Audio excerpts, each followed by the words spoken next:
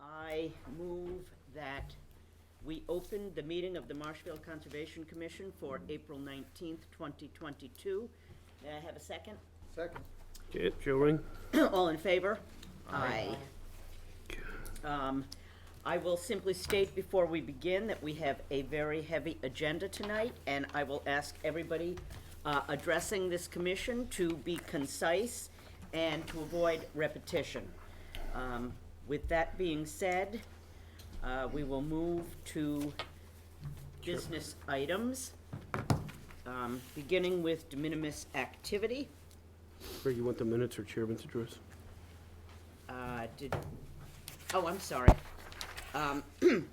We need to vote to approve the March 15th, 2022 minutes as written or edited. Did anyone have changes that need to be made to those?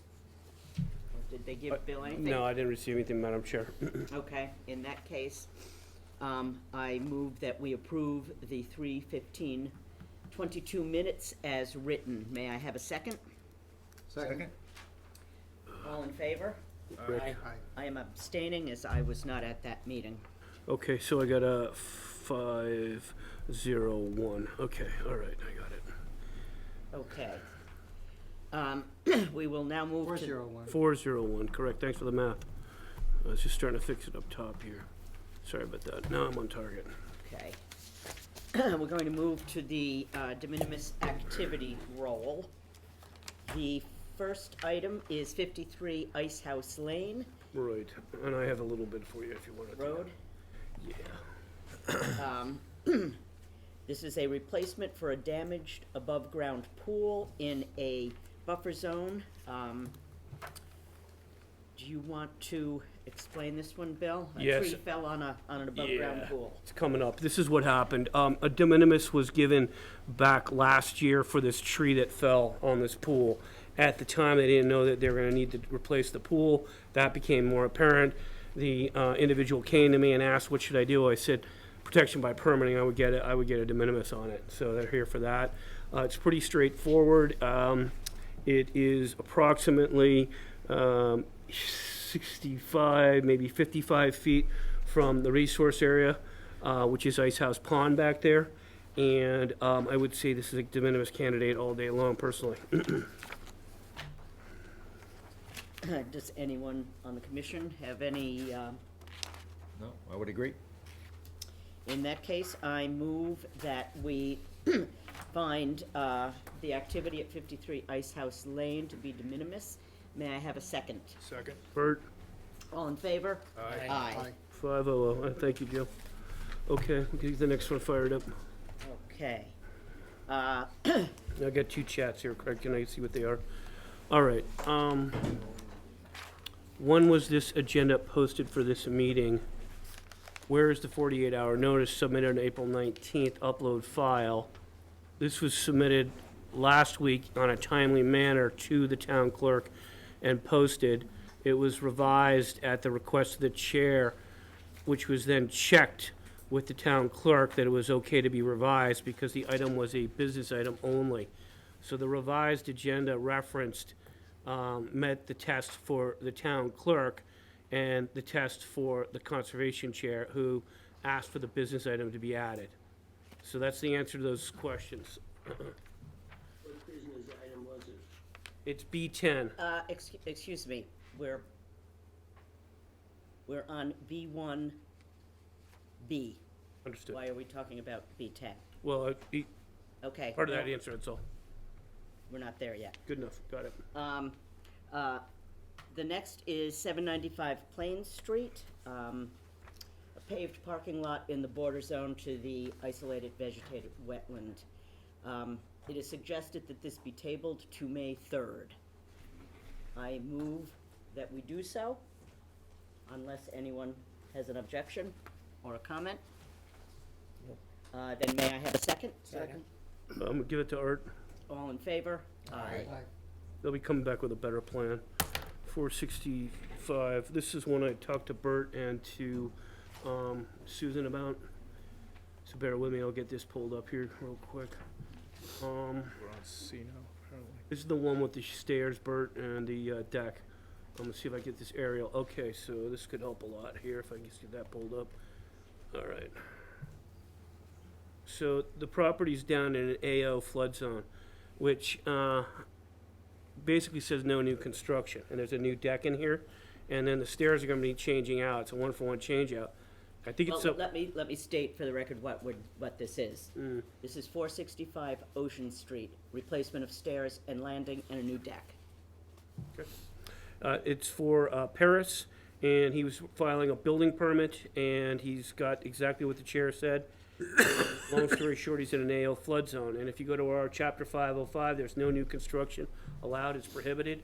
I'd spoken to Bert about this, and Susan and myself, we talked, and we all were suggesting that I sign off on the building permit, but the way things are going these days, I decided that we should get this in front of the commission as a de minimis. I think it's pretty innocuous, it's minor footings. I can start going into the details if you want, but it's pretty minor. I agree. I took a look at it, from our standpoint, it's de minimis. The building commissioner will have his chance with his building permit. Right, and then just further, Madam Chair, demo enough concrete on 2 landing steps and buildings, 2 new structures, 5x4 Trek landing and steps, 12x6 Trek deck with no steps, all railings. That's pretty much it. Any commissioner comments? No. In that case, I move that we vote to approve the construction of a new deck and replacement stairs in an AO3 zone. May I have a second? Second. AO0 zone? AO zone is AO zone, You have 1, 2, and 3 levels, AO3, sheeting from the overwash. Sorry. okay. Sorry, I may not have said it. Okay, did we have a second on that? Yeah, you got Bert, but you need a vote. Okay, all in favor? Aye. Aye. Okay, that's solid, 500. All right, bear with me, this is a cell tower here. Where do we go here? Gotta be a better way to get these. There we go. Okay. Business.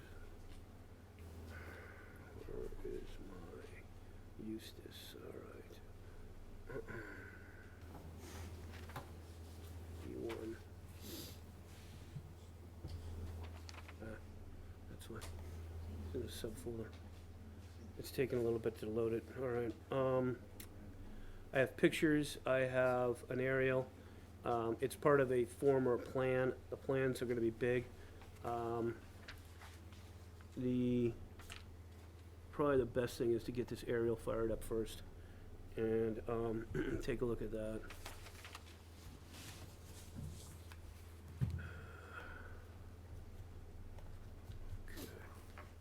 All right, so this is Eustace right here. This is the new cell tower, which I'm hovering on, which used to be all trees. They permitted back in 2015 and again later in about 2017. And they had an amended order of conditions with a separate OOC number.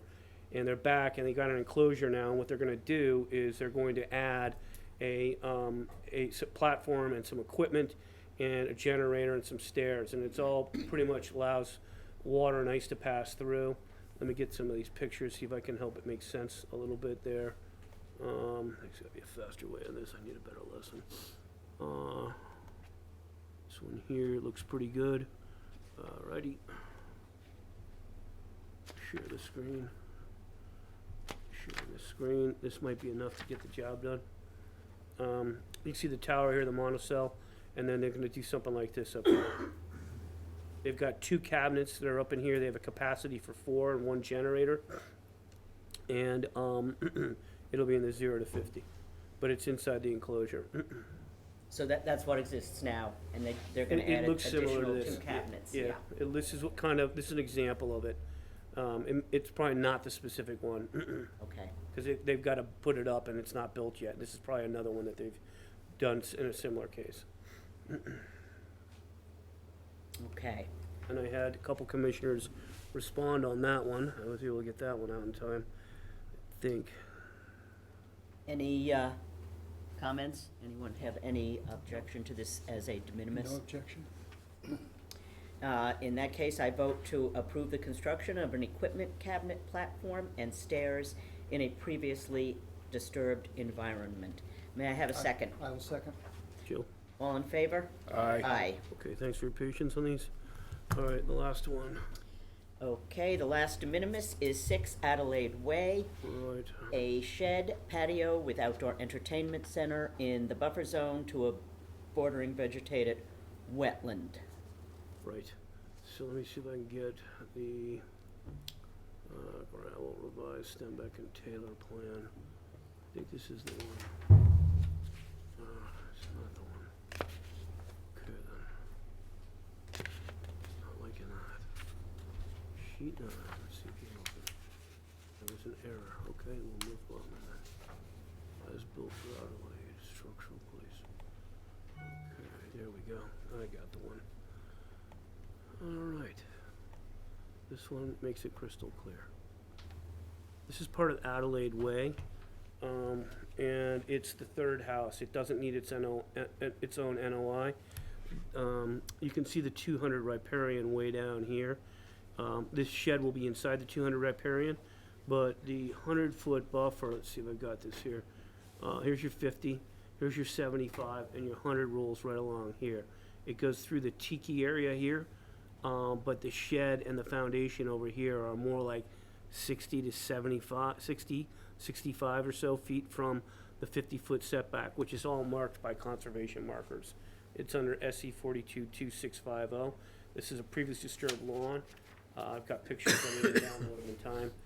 This guy's trying really hard to stay out of bring any impervious inside the 100. He's trying to help out quite a lot. He's got a gravel foundation. He's putting it on blocks for the sheds, and then I told him to try to go pervious on the tiki, but I didn't realize he was doing this, which is absolutely fabulous to get way out here, and leave the rest of the lawn free. So I suggested he could do what he wanted there because he was so far out of the 100. Commissioner comment? I then move that we vote to approve the construction of a shed on a gravel pad and block at the 60-foot setback to the bordering vegetated wetland within riverfront, and a tiki entertainment center at the 95-foot setback to the BVW as a de minimis activity. May I have a second? Second? All in favor? Aye. Okay. Okay, that concludes the de minimis activities. Now, item B2 is the need to change our Conservation Commission public meeting dates due to the consolidation of several of the Mariners and a change in publication date. Previously, the Mariner has been published on Thursdays. It will now be on, is on Wednesday. That date is moving to Thursday. We need 5 business days prior to our meeting for the legal ads to be made public. The only way to change that requirement is to change the Wetlands Protection Act, which would clearly be difficult. I will say that it seems to me that this is a bit of the tail wagging the dog, because I don't think it's going to be long before the Mariner is fully digital and probably doesn't have a publication date. So I'm not sure how that will be dealt with. I know with respect to open meeting law, it is adequate to post on the town's website. So perhaps we can determine what the best way is when we get there. But in the meantime, it seems we need to move to the first and third Wednesdays of the month. Could I just chime in a little bit? Pardon me? Could I chime in? Sure. So I talked to town council and the chair. We talked to, Liz talked to Gatehouse Media, and these are the two options that the town council gave us. But Chair Hannafin may have something there that it's going to go digital. I know that there were struggles getting digital signatures back during the COVID, so although it might be possible, it might not be practical. So I just want to advise about that, well in advance. If it comes available, that would be great, because it would facilitate everything. Have we confirmed we have meeting space? Yeah, I guess we have to have meeting space. We do have meetings, we'll get meeting space. We don't have any conflicts with anybody else in here that I know about for Wednesdays, starting on the 18th. That's another test. I just moved a meeting because it was on Tuesday nights. For the third Tuesday night, I moved it to Wednesdays 3 weeks ago, after arguing for 2 years. You're kidding. No. I would wonder, and I'm not going to object to the Wednesday meeting, I would wonder how plausible it is, given the circulation rates for newspapers. Nothing against Gatehouse Media, but take a look at the circulation and the publication rate, and you gotta wonder whether they can survive as a print media, and they're gonna have to be digital or not be around. Yeah. It's kind of an So- observation. There's nobody here telling the commission that you have to meet on Monday, Tuesday, Wednesday, or Thursday. It's just where there's conflicts. The best days are Wednesdays and Thursdays. Liz reached out to everybody. Typically Thursdays were not your best day. Bert had some issues on Wednesday, I know that. Everybody else seemed to be able to make it work. So are you saying you prefer Thursdays? Because we'll just adopt Thursdays. Absolutely can't do Thursdays. You cannot do Thursdays. Nope. Oh, I see. I thought you were prefer saying you not can to. do Thursdays. Pardon me? I'd prefer not to do Thursdays also. Oh, okay. So, I mean, I think we all Okay, responded to okay. Wednesday. I'll be here no so- matter what. So I have to change a few things around to do that, but Yeah, Wednesday is sort of tough for me, but I can make it work, so. But I think it might be worth looking into going forward. well, to your point, Craig, doing it on the town website, is that sufficient? Do we Well, have I'm to- not sure it is, as Wetlands Protection Act is currently written. It is sufficient under the state open meeting law. The town Right, website right. is considered a substitute for print media. So, I would so like to, can we get a legal opinion on we did this? that already, or we did And- actually. Well, but did we really discuss it with him, or did We, he? we told them at the 5 business days, and that's what I think we're trying to say, is for the form of publication versus when we're having the meeting. So. I'm gonna talk to Bob, Mr. Galvin, and That would just be- that would be see, good. yeah. But in the meantime, it appears we need to move to the Wednesdays. I think everybody was on the emails too that I sent out on It was that, also at the time I was unavailable. correct? Sorry about that. It's okay. Can't fix I everything. think what you have is 2 things. One, you notify, and when they have the meeting. They have to be separated by 5 business days. And Bob gave me the 2 options, us, the commission, so for now. But if it goes to if the website from the town is acceptable, then we could stay on Tuesdays after we get through this. Perhaps, yeah. Yeah, that What was, did- that was what my do thinking, but, Towns that don't have a publication do? We're Good fortunate question. that we have the Mariner, right, but there are quite a few towns that don't have a publication.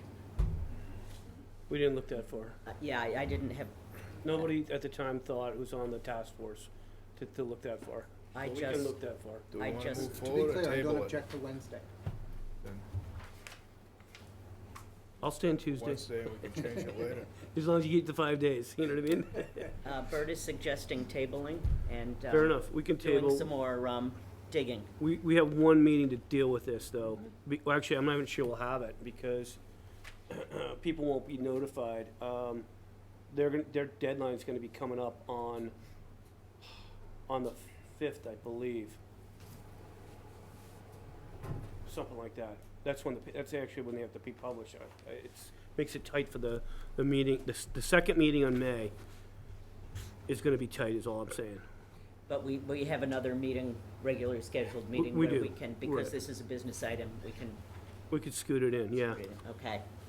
So in that case, I vote that we table the motion of revising the commission's public meetings to the 1st and 3rd Wednesdays until our next meeting on, what is the date of our next meeting? It's the 3rd of May.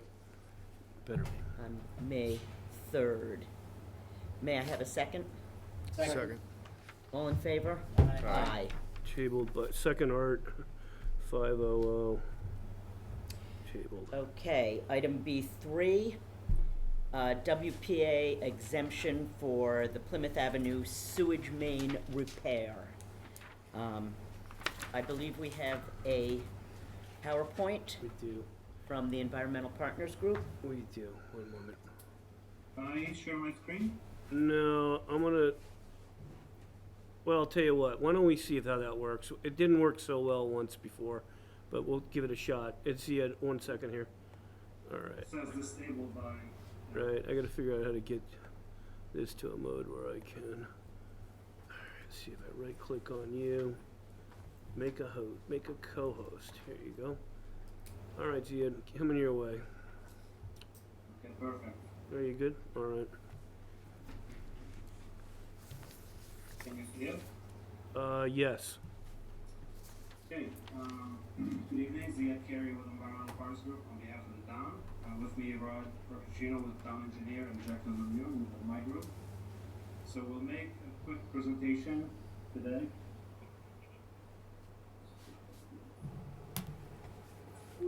We'll give you a project background on the force main, the scope of the work we're looking to do, environmental protection, and we'll answer some questions at the end.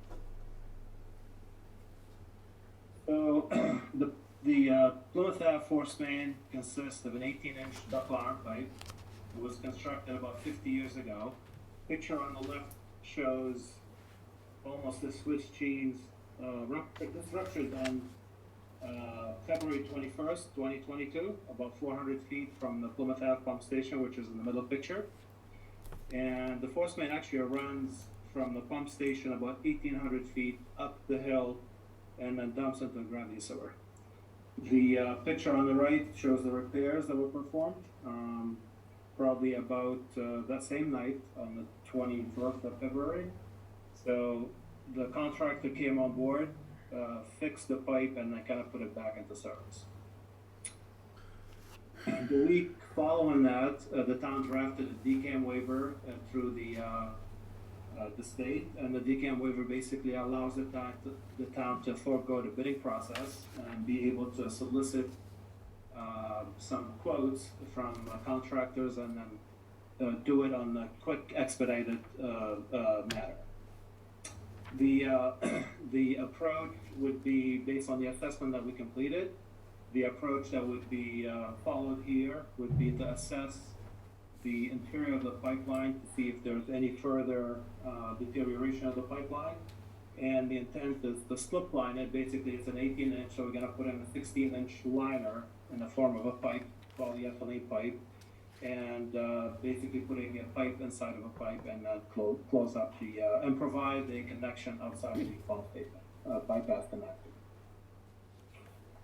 To allow us to do this, a temporary bypass would have to be strung from the Plymouth Ave pump station all the way to the discharge manhole, like an overland pipeline, to be able to bypass the station altogether. That would allow us to go into the pipeline, assess it, see what the interior of the pipeline looks like, and then perform the repairs.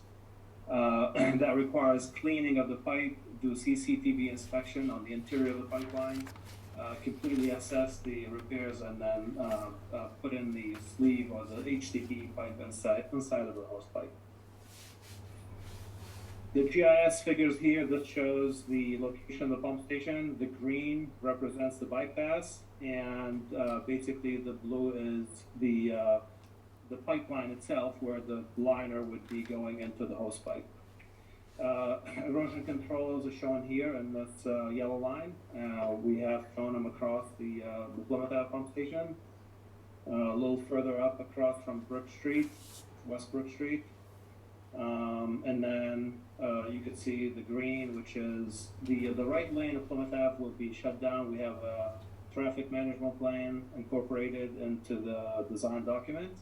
And the shutdown would allow the contractor to pre-fuse the pipe, string it along, and then establish the bypass and minimize the disruption along Plymouth Ave for the 1,800 linear feet.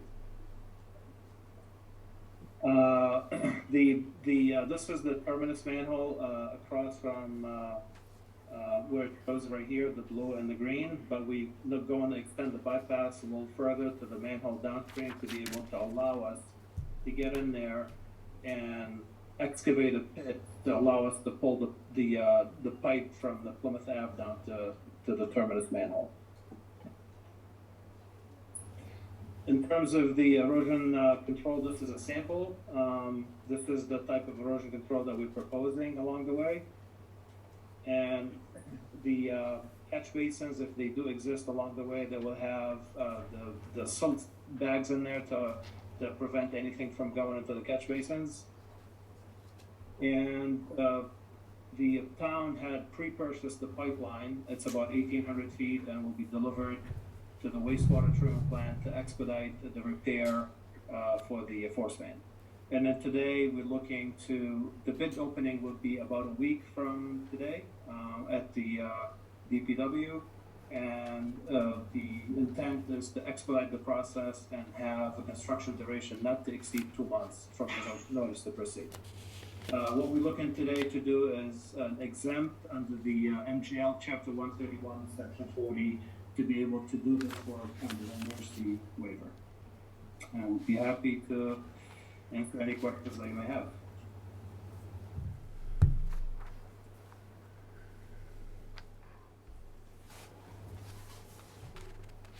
Any commissioner questions or comments? Down here. Bill? No, I was very impressed with what they put together. Jacqueline and Rod had put together a nice package here. They have a full set of plans and everything too, which I'm not gonna break out unless you wanna see them. I think that the PowerPoint was highly explanatory. DEP had mentioned to me quite a while back when we were looking at the Plymouth and Ocean Street project, that this might be a legitimate vehicle for projects that were municipal in base and also met certain criteria, and sewer is one of them. It's right there on page 5 of your notes, you'll see it. And so it seems like a good fit, unless there's issues with the commission. All right. I then move that we vote to approve the proposed Plymouth Avenue sewage main as an exemption under the Wetlands Protection Act, Chapter 131, Section 40. May I have a second? Second? Joe. All in favor? Aye. Okay, nice job, everybody. Thank you. Thank you. Thank you. Okay, then. All right, 226 Bay Avenue, SC 422924, amended order of conditions for the town. There are a couple of minor clerical errors Yeah. that have come to light in the review of this. So, do you want me to read? No, I think maybe Just- I can cut through, because I think you see what's there, and it's Yeah. so, I actually talked to DEP, and they said, why are you doing this? I said, well, because the homeowner is very specific, and it's his mother, so I'm doing it. He said, fine, okay. So, basically, you have on page 1, we clicked the wrong box, we should have had amended order of conditions, and that could happen to anybody, so that's gonna get fixed. And then, there was a typo on one of the referenced permits, and that's it. Okay. So we wouldn't have done this except he wanted us to, so that's why we're doing it. Yep. And this would be, this is amended, so the terminology used here is when you have something like this, it's corrected. It never got recorded yet, because what happened, there was the pre-con didn't happen when this project got started. I knew the individual, he'd been working closely with both the building and conservation department, and I explained to him he needed to get together with me that night, and he did. So he's already fixing things, and now he's got me fixing something. So, Okay, I move that we vote to direct the Conservation Administrator to correct the clerical errors on page 1 and 14, approve the corrected version, and issue a corrected town-only amended order of conditions. May I have a second? Second. okay, Art. All in favor? Aye. Okay. Thank you, Mr. Sullivan. I think he's very detailed, he's good. Okay, what's next, another? Okay, All right. 85 Rockport. All right, now I'm gonna help this guy. De minimis activity versus request for amended order of conditions for vegetative management. right, I Mr. believe you Bertone met is, with Mr. Bertone. I did. Mr. Bertone, you wanna introduce yourself? Would you like me to explain anything? Yeah, I'm gonna put your PowerPoint up, okay? Is that okay with you, if I do that? I see. Okay with the board? Sure. Yeah, let me fire it up and make sure we're good here. It's been, my PDFs are not liking it right now. That's not good. All right, here we go. It seems to be going. Not responding is not the same as responding. Okay, back here. Safety. Lovely. Share the screen.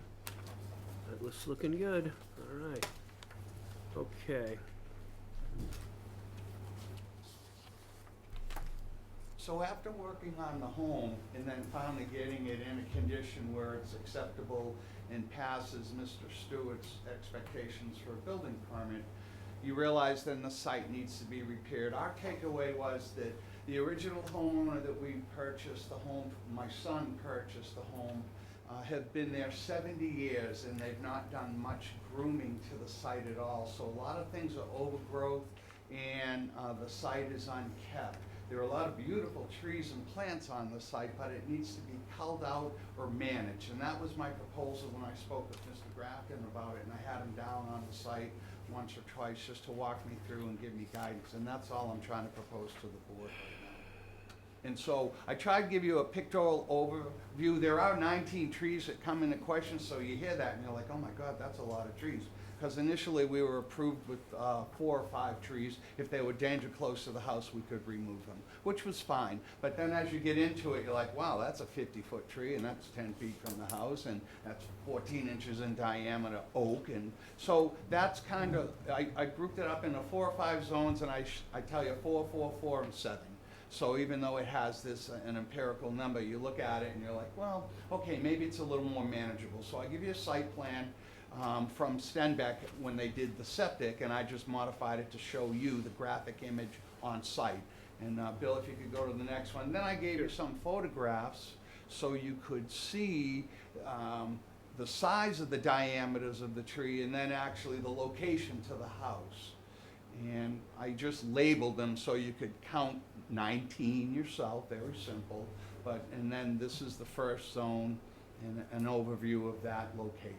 I think just one quick thing, back behind this cedar here, there's 2 examples of trees that were damaged by insects that snapped low at the base, and there was another that snapped high probably in the storms of October 2021.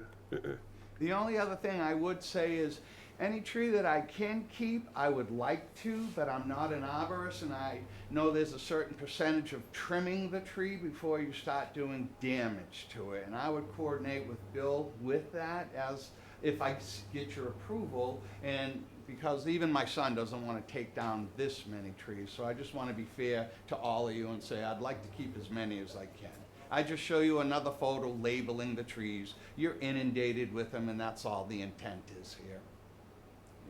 Have you had an arborist look at any of them yet, or? No, I haven't, but I've had 4 companies come out, and within the company there have been 1 arborist inside of their organization to tell me, and I'm told it's like 5 to 8% of the tree limb that when you cut, once you start exceeding that is when you do damage to the tree. And so the background home is the project itself. The foreground of the garage that's really beat up, and that's another project for another time. We thought we would cull out the site, brush hog, manage, and transplant anything that's possible to be saved, because there's a lot of beautiful vegetation, but as you can see, there's a lot of tall trees down there too. They've got some high bush blueberry and eastern red cedars that would be candidates for moving around. And then he's got a ton of bulbs, which aren't necessarily some we manage, but it's just a nice thing. Somebody had a green thumb out there. And this was the septic field that was part of the original approved work. That's why it's cleared out like that. Some more pictures of the Salem, Mr. Bertone. And I think only on the picture on the left shows 3 oak trees that are very close to the house, and those I would like to trim, I really didn't want, I'm a tree beard kind of guy from Token myself back in the day, so I don't want to take down an 80-year-old tree. But after we had that no-name storm in November, or whenever that was, I realized that these things are heavy and that could possibly hurt, kill, or destroy the property. So I just have to go about it with a level head. I've had Bill come down, like I said, and I would coordinate with conservation just to do the right thing. And again, these are just overview pictures. You can see the bottom. That basically gives you a longitudinal picture of the site, and it's just overgrowth. All I really want to do is manage it, put down some impervious or pervious gravel on the driveway and around the home, and then just brush hog and keep everything low. That's really the intent here. And anything in the conservation land across the street, because that's not been managed as well, I would rent a chipper and pull out any of the fallen trees and any of that material that's in the way, because now it's just, it's compounding itself and just overlaying a multitude of different events and fallen timber. So I showed Bill, he thought it would be okay, but I had to seek approval. I can't just do it on my own. So across the street, you're coming down on Rockport, on the left-hand side, there's a massive unknown property there. And so he wanted to do some work in there. I said, well, we don't know who owns that. So, you know, that's not something that the commission typically engages on. So, you know, that's a tough one to figure out. Yeah, if we don't know who owns it, I don't Yeah, think I don't think we could tell him no, but we we can also, tell him anything. yeah. And the only thing I would just point out is there's a photo on the bottom. You see that broken limb, and that's everywhere down in Kent Park. So I'm gonna rent a chipper. I'm gonna go in on the land that my son owns, but just a cut, that's nothing we did. That is all natural. And then every step coming down Rockport has that in it. And all I would say to you is, my contribution to the conservation would be I would take those things and chip them away, haul them off site, and then just clear everything so it's in a like the Hürtgen forest in Germany, how they clean everything and 20 feet above the ground all the limbs are cut. And that's all I would do here. That's what I would propose. Okay.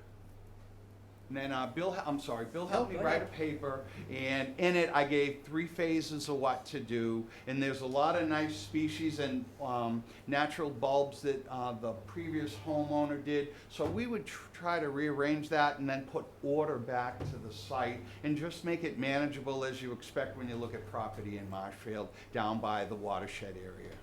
Just And to- that's really the intent. Just to refresh, so, so this is your septic up here, obviously, this is cleared, he's got a ton of trees around here that are just grown around comfortably. The green thumb individual before allowed that to go, and now it's gotten to be a little dangerous.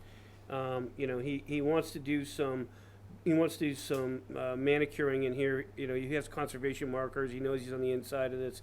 This area in the center that I'm hovering on right now is loaded with small amount of eastern red cedar, good-sized high bush blueberry that could be moved into the 0 to 25. He's willing to do that and give it a try. I wasn't proposing that he should do anything like, you know, get a qualified wetland scientist or go to that level, but more try to make it work on his own. It wasn't part of the original plans.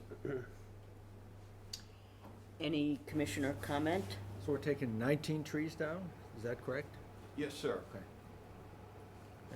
Would like to make it 16 if I could and keep up some of them, and that's when I would go back to the tree experts and ask their advice. And it's really the zone A, 4 trees over there. There's 2 of them that are just really beautiful, but they need to be culled back because they're just hanging, 18-inch diameter limbs hanging over my son's house oak. And that's not gonna end up well in a windstorm. So the purple is trees that are designated to be removed. Yes, sir. There's no color code there. I just tried to show a big circle and a number next to it so you could see it from your seat. But they are to be removed. Well, we've been trying to come up with a tree policy. Yeah, Yep, we have. I know, that's part of It's this. on the short list, but not completed yet.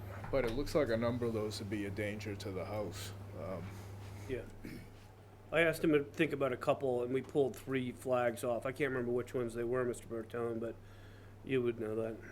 Yeah, when we looked at it with Mr. Grafton, there were 2 or 3 that he thought that if I left them, they would be okay to the property, and I considered it and I concurred with his assessment. So we pulled 1 or 2 off those property. There's over by where the septic is, there 1 or 2 near that garage shed area that we just left in there, and I won't take those down as well. It seemed like the pitch pine was surviving over there, so those are the ones we targeted. The oaks have had, I saw clear evidence of the 2 scenarios. One broken at the base and the other one broken at the top. It's pretty crystal clear. They've hit full maximum life, and we've seen this kind of thing happen over off Carswell too, where it's wind exposed and they get to a certain size and they're just getting pummeled without having a full canopy out there. I would say that with respect to cleaning and chipping the debris that is already down, not to be too aggressive, that is very valuable habitat. I know, we tend to like to make everything neat and tidy, and to your reference to the German forests, they have a very different management style than I would only defer to Mr. Grafton. I've had a good dialogue with him, so I would invite him down before each phase so it meets with the approval and his intent representing your agent. So, and that would be my course of action. Well, my only comment is, some trees probably have to come all the way down, and I brought it up multiple times, and I'm not sure how much support I get on it, but, in that some trees could be cut partway down and they would come back. And I still maintain that. A number of large oaks, that a property that I turned into conservation over in Pembroke. Some of the ash trees were, and I'm not exaggerating, this big around, so I'm not sure how old they are, but they were cut here and they did come back. So that's my only comment. yeah, We would stump grind on some situations, but as Mr. Grafton wrote and assisted me in my documentation, that it would be a perpetuity plan and it would be something that would be followed on after, written into the project. So if someone were to buy the home, that they would also have to adhere to the, I guess, the follow-on actions of your home and keep it clean. Good should have management plan for the property. Not one of the large ones that they have that's 5-year cyclical, but it would be an ongoing condition to maintain this, because then that allows them to plant also. Joe? When you look at the plan, there's quite a number of trees that are very close to the structures, and I can understand the need to kind of manage them. I do like Art's proposal that when possible we leave trees for habitat. That's real important. Many of the trees, or I would say almost all of the trees there, they look like they're close enough to the structure, and I would have to rely on Bill for his opinion on that. But it's also important for me, and most of the reason that I'm making my comment is I really appreciated your comments on how it was to work with Bill. I think that's really important to us as a group, is to make sure we're out there trying to work with homeowners and residents, trying to manage these rules. They're pretty complicated, and making sure we do them as best we can is good to hear. Thank you for saying that. Thank you for your assistance. Just clarification, so what I was saying is some of those trees that are a little farther away from the house, that if they were coming down, that I would like to see them cut maybe 4 feet up, so that some of it will grow back up, and then you'll come, 25 years from now, you might have to whack them at. Yes, sir. Yeah, but anyway. I'd like to think, though, when we walked through, we kept a fair amount of anything not near that sphere of influence around the home. We kept them up, and even our family has liked the look of the lot and wanted the privacy that they provided. So I would only hope I can convey to you that we wouldn't be taking those down. And the ones that we have here, there's a multitude of small, as Bill was saying, I think, like, I don't know all the particular horticultural names, but there's a lot of pine, a lot of oak, a lot of blueberries, and some cedar there as well, and they're small. Some of them are not in desirable locations, and those are the ones that we would try to move and to relocate. And there are a lot of natural bulbs that the other homeowners had there over 70 years, and we're trying to preserve those as well. So I think there's a nice combination. It just needs to be managed a little more, and I don't meet any setback anywhere along the way, which is why I'm in front of you right now. Yeah, I agree with what you just said with respect to, you know, topping the tree but leaving some, even if it doesn't resprout and regrow, the woodpeckers will eventually thank you. Yes, ma'am. Anybody else? All makes sense. Okay.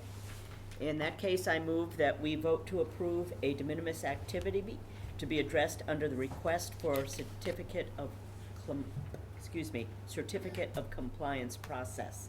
May I have a second? Second. All in favor? Aye. Aye. Okay, we got that one.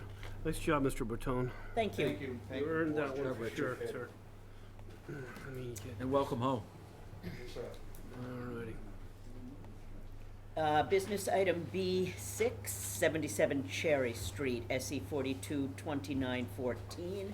This is a de minimis activity request for an amended order of conditions for a foundation change. And who do we have to address this? Well, Mr. Keach was, Mr. Keach here? I don't think so.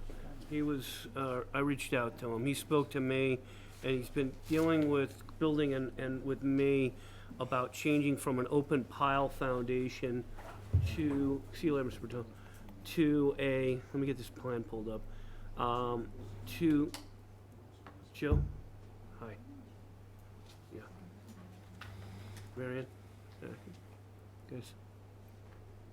Okay, so, anyways, so long story short, he would like to change with the open pile foundation, regulation being changed on March 7th. He'd like to take a look at, thought that was opened. He would like to take a look at moving to a concrete foundation. And the building commissioner will have comments on this, and I think he provided a packet, and I think, yeah, there's some comments here on your packets, like here. Today, I did not give him enough time to really take a crack at this, but he wrote up a little paragraph for us. So I will get this shared in a second, and he's here to answer questions. I would say that from a conservation perspective, as long as he's doing the other aspects of it, I don't think it's a big deal, but I'm not the commission, I don't decide. And these are foundation plans, there's 9 sheets. Do this thing here. There we go. I believe Mr. Stewart's, the gist of Mr. Stewart's comment is that he believes we should approve this Yeah. proposed foundation, Right, in a nutshell. Yeah. So what is it, poured concrete with flood vents? Is that what the, I believe that's correct. He's here to give detail on it. Andrew, they want to know what 77 is. They asked if it's poured concrete with flood vents. go to the next page, April? That's it. So the open piles go away and we'll have this. The rest of it stays. I did talk to Mr. Keach about the plantings and the conservation markers and, you know, the times before with the enforcement, and we're back in a good place. So, you know, he can theoretically do this. I talked about special condition A. If he deviates, he needs to come back. That's why he's back here. He's not here, but I have the plan. The building commissioner's here. We're just gonna create a backlog if we make them wait. So I don't really like to have people not come to their meetings because they're supposed to invest in the changes. But this looks pretty straightforward. Any commissioner questions, comments? I think structural integrity is an important consideration. I agree. Okay, in that case, I move that we vote to approve a de minimis activity to be addressed under the request for certificate of compliance process. May I have a second? Second. Joe? All in favor? Aye. Aye. Okay. Okay, item B7, Constitution Road, SC 422902, de minimis activity versus request for amended order of conditions for a revised driveway in resource areas. Bear with me. I'm getting to that one. Okay, I don't have that one available. That one was, John Zimmer was the lead on that. The aerialist came in and submitted SC 422902, and they were looking to do a raise and rebuild. The impervious table dictated certain requirements with regards to the driveway, and so they're looking to do this. They're looking to exceed the approved driveway from 786 by 118 square feet up to 904 square feet. And it's not a major change, but it is an increase. So I told them that they need to come before the commission. I did contact Mrs. Oriola. I don't know if she joined us or not. Are you here, Mrs. Oriola? Hi, I'm here. Hi, Judy, how are you? Do you want to Well, how are you? tell everybody about your project so they can get a better handle on it? We are just starting to assess what we're doing in the yard and noticed that the driveway is short 50.8 square feet roughly. I know you said 904, Bill, but I came up with 836 instead of the 904 would do it. Okay. So it's minimal amount of square footage that we're just looking to cover with paving Okay. compared to what was there. There was 1,300 square feet there previously.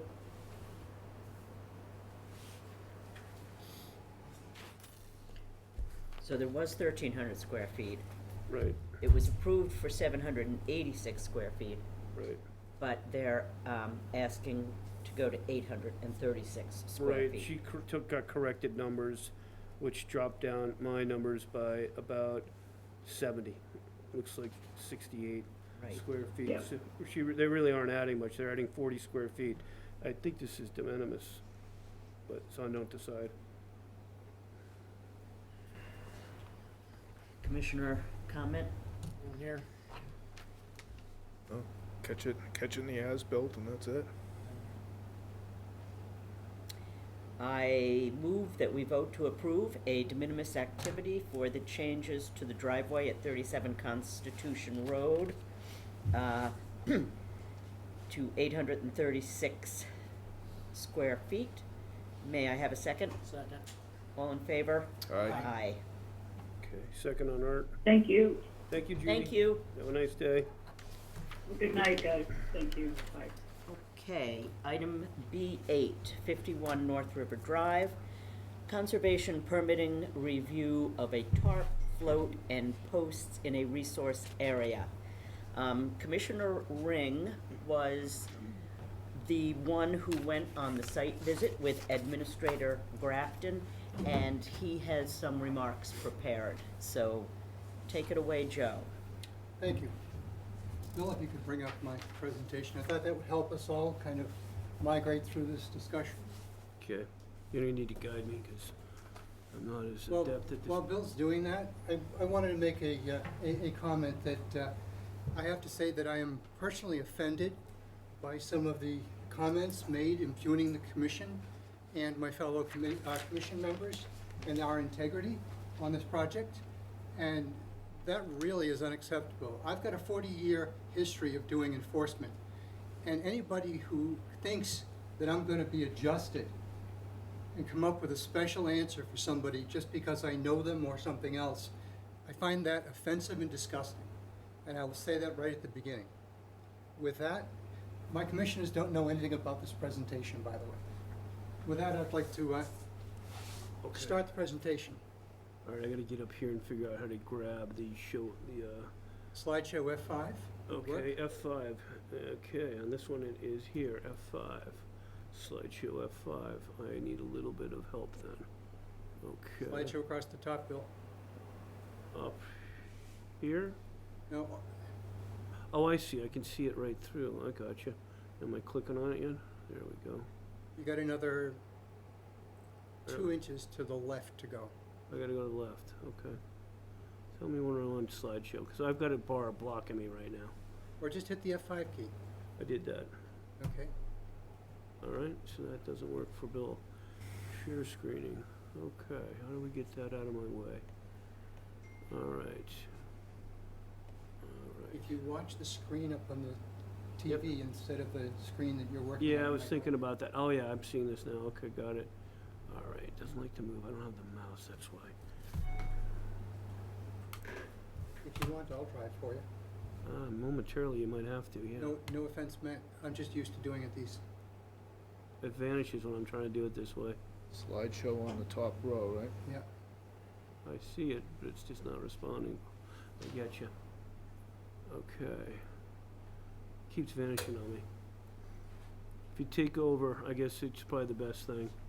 This is my ineptness on this stuff.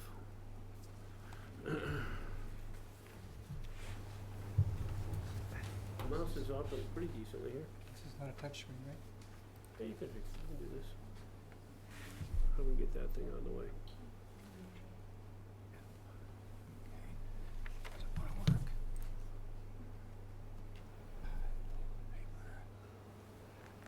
And Bill is right, the mouse doesn't work where you want it to go.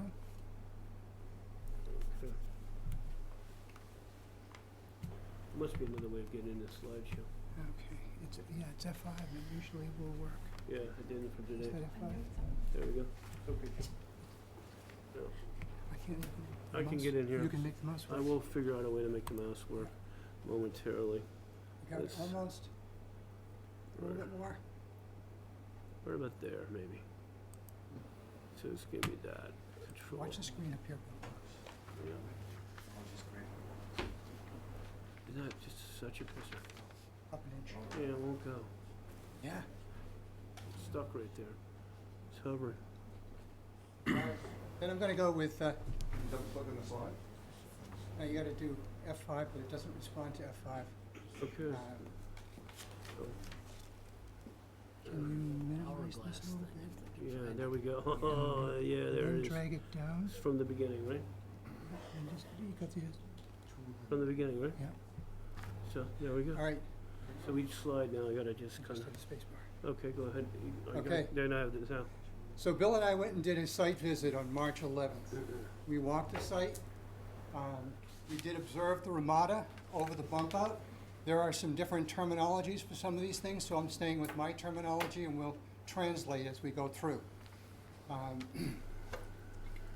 There was a tarp in the bordering vegetated wetland. We noticed that it was removed and natural revegetation is taking place. There was an issue about a float. The float was well above the mean high water, and the float was removed from the site, and it was actually on the other side of the river in Situate at the time. So we did see the site on March 11th. There was a complaint filed with the Conservation Commission on November 6th. You got a picture on the side of the complaint email. That was assigned to Mr. Flint, who is no longer with us. He reviewed the available documentation with Mr. Kilcoyne. And Mr. Flint left the town after a second complaint was received. He was working on it. Unfortunately, we were short on staff. Mr. Grafton had to take over responsibility for the project. He had to cut what he could so that he could get our requirements done that have to get done within the required time period. And then Mr. Stewart began an NOV process. I would like to note for conservation, it is very not uncommon for due diligence review and enforcement related matters to take months or years for the Conservation Commission. That is normal. I've seen that a number of times in my 2-year tenure with the commission. So these are the violations. I take the top one. which was a ZBA case, not being recorded, and gray that out. You will find that I used that format through the discussion here. Those things we will not consider. Second one was a gazebo structure, AKA Ramada, constructed in the floodplain without conservation approval after the certificate of compliance. There was development activity, AKA a tarp, placed over the Phragmites for invasive species management without conservation approval. The float stored in the marsh or intertidal area, in contrast with a special condition of a DEP order. Those were the citations. It was stated they had a number of corrections that had to be made. And then we've got the two first ones, which I'm not going to go through. Obtain conservation permits, probably after the fact, for the conservation of the Ramada, or remove the structure. Obtain conservation approval for the development and disturbance related to the TARP. Comply with enforcement orders as appropriate. I'm going to paraphrase because they're not my words. I'm just taking what's in the documents. Next slide. Next slide, please. So an overview. There is a dock system, pier, ramp, and a float that is extensively permitted. I did note earlier, not intentional, that many of these rules are very complicated. And if you're a homeowner, a resident, or a contractor, you will find this collection of rules everywhere. I can see Gabe looking at me, chasing his head, and these are complicated. I am a firm believer that we are here not to enforce on our residents, our homeowners, or business owners. We're here to serve as a guide. And I've done 40 years of compliance. I have experience and a very good national reputation on this. A certificate of compliance was issued by Concom and recorded in 2016. A DEP waterway certificate was issued, and that, I think, has a date of really late. Was that 2022? Yeah, it was recent. Yeah, it was recent. And that was because they were swamped. Filed it 2 years ago. What's your name, sir, for the record, please, and your address? James Kilcoyne, 51 North River Drive. For us, yes. Thank you. And I would also like to note that Mr. Kilcoyne did come to Concom in May of '21 to begin a due diligence review of this whole structure, or this, not structure, this whole process. As I said, it is very complicated. I cannot handle doing it without a remote. So just to give you a history, because I think it's important to understand how complicated these are. Many of us don't realize this. It started in 2014 with a Merrill Engineer project. There was special permits and variances from ZBA in 2014, a determination of applicability from the North River Commission in 2014, order of conditions from Concom in 2014, a complete certificate of compliance from Concom in 2016. That closes out all of the special conditions with the order of conditions, and that's important. There was an authorization of a Category 2 activity by the Army Corps of Engineers in 2015, a waterways license from DEP in 2015 and 2018, a municipal certificate in 2018 from the building commissioner at the time, and a DEP Chapter 91 certificate of compliance in 2022. I did look into this. This was delayed due to DEP backlog. So I just want to make sure that everybody understands this didn't happen because somebody pushed it. It happened because it came up on DEP's list. Okay. To be clear, and to go back to my initial comments, our evaluation criteria are pretty clear, and this is what they are. We are going to look at this because it has a certificate of compliance. The certificate of compliance extinguishes the order of condition provisions in the DEP file. These, the DEP general and specific conditions, the Marshfield conditions, the special conditions. And it says they have to follow, or Mr. Kilcoyne, and as a trustee, I think, has to follow the current regulations. The salt marsh The rule book says no significant or cumulative adverse effect. So, the tarp. It was placed in the summer of 2017, and it was removed to the best of my ability to figure out 2021 in September. It was shredded by the Phragmites in 2018, and Google Maps, Google Earth will show you really nice maps showing you that that tarp was pretty much destroyed in 2018. Phragmites is pretty determined. It was, according to Mr. Kilcoyne, and having lived next to Phragmites for quite a while, it's pretty strong. And it was an experiment that was recommended by MAC to manage Phragmites, which is an invasive species. Observations. Excellent. Would you Next slide. define MAC? Thank you. I never thought of that. Mass Association of Conservation Commissioners, and that is very important to the discussion that they're recommending that as a potential method. Now we'll go to the next slide, Bill. Got it figured out now. So here you have pictures from March 11 when we visited. You can see the area marked out with the red on the left. That is where the tarp was. The tarp is gone, but man, this stuff, it goes through the tarp. So you can see where it was growing, and it takes a while for this to completely repair. And I think from my observation, having watched it over decades, you can still see marks decades later, but it doesn't mean the area hasn't recovered. On the right side, you can see the remains of the tarp. It's a pretty good tarp, didn't take long. Next slide. These are my opinions, my recommendations to my fellow commissioners. They are not the commission's opinion. So, in my opinion, this is no significant or adverse cumulative effect because the Phragmites shredded the tarp. Rejuvenation is underway, and the tarp was removed prior to the complaint, indicating that there was no apparent site visit at the time or prior to March 8th.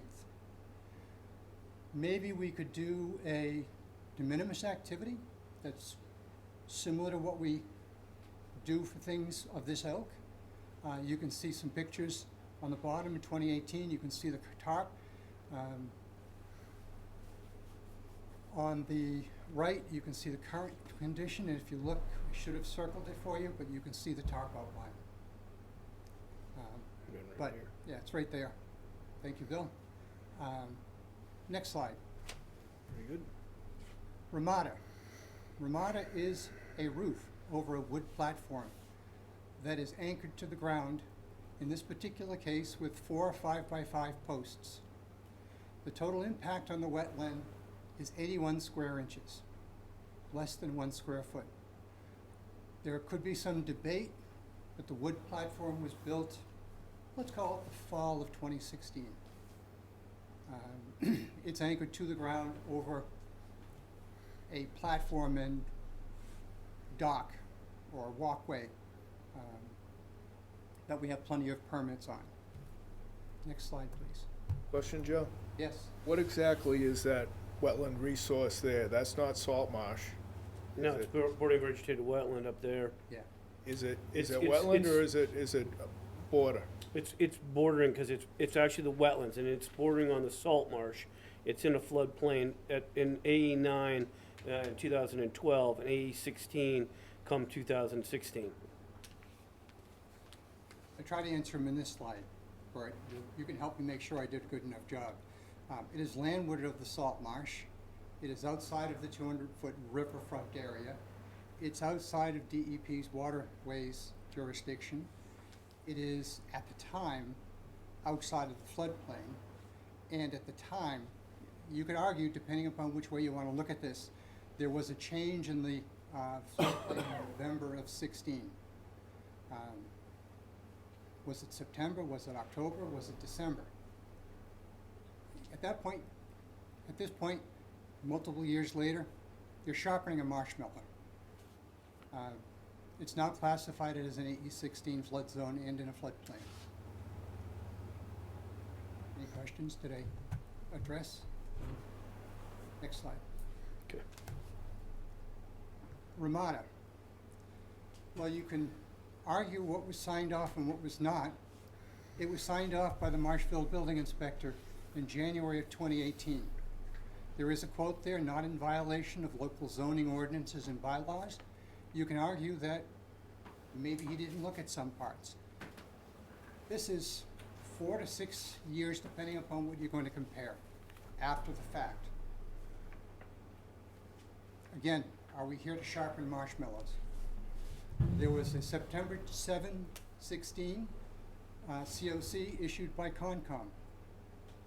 We saw things at the time, so maybe it's a de minimis activity. Again, we will all have to decide that as we vote. Next slide, please. I don't see it as a significant adverse accumulative effect. It's tiny impact over something that's already there. Whether you argue whether or not it was permitted or whatever, at the time, we had our opportunity. It was not in the floodplain at the time of construction.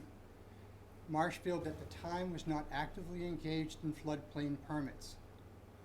Personally, I think it is unreasonable to retroactively enforce compliance on rules that were put back there. You could do it, but again, my personal opinion, our job is not to beat town residents, homeowners, building owners, etc.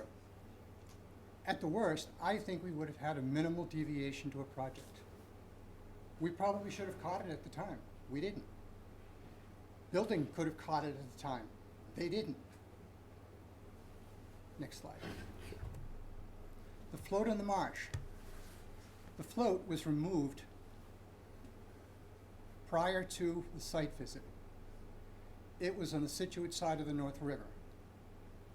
That aside, we know that it was removed comparatively recently. We looked at the marsh. Mr. Kilcoyne tells us this is the spot that he stores it in. There was no salt marsh impact from the recently removed float. The criteria is impact. It was permitted in an RDA. When it was permitted and the COCs were issued, they extinguished the requirements for not storing and put it on the current town rules. At worst case, you could claim he was out of compliance along with the rest of the town for 1 year when he had it on the marsh. My personal opinion, if we're going to cite Mr. Kilcoyne on this, why aren't we citing everybody else in town? Next slide.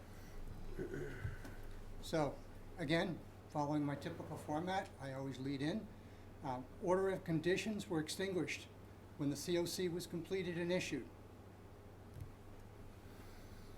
So the question now is, does this create significant or cumulative adverse effects?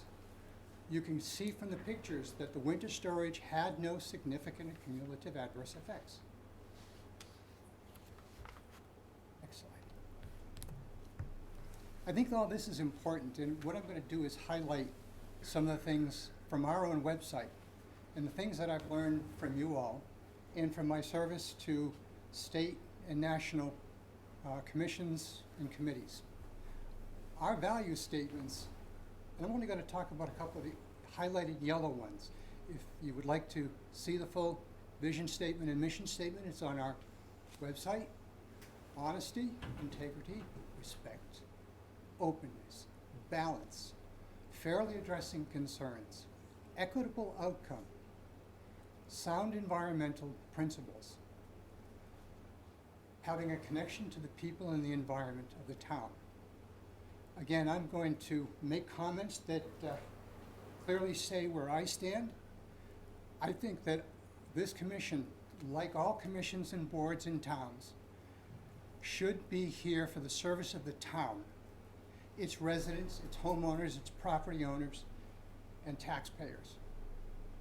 Working with these rules is very complex, even as engineers will tell you. We know them. We're all going to make mistakes, every one of us.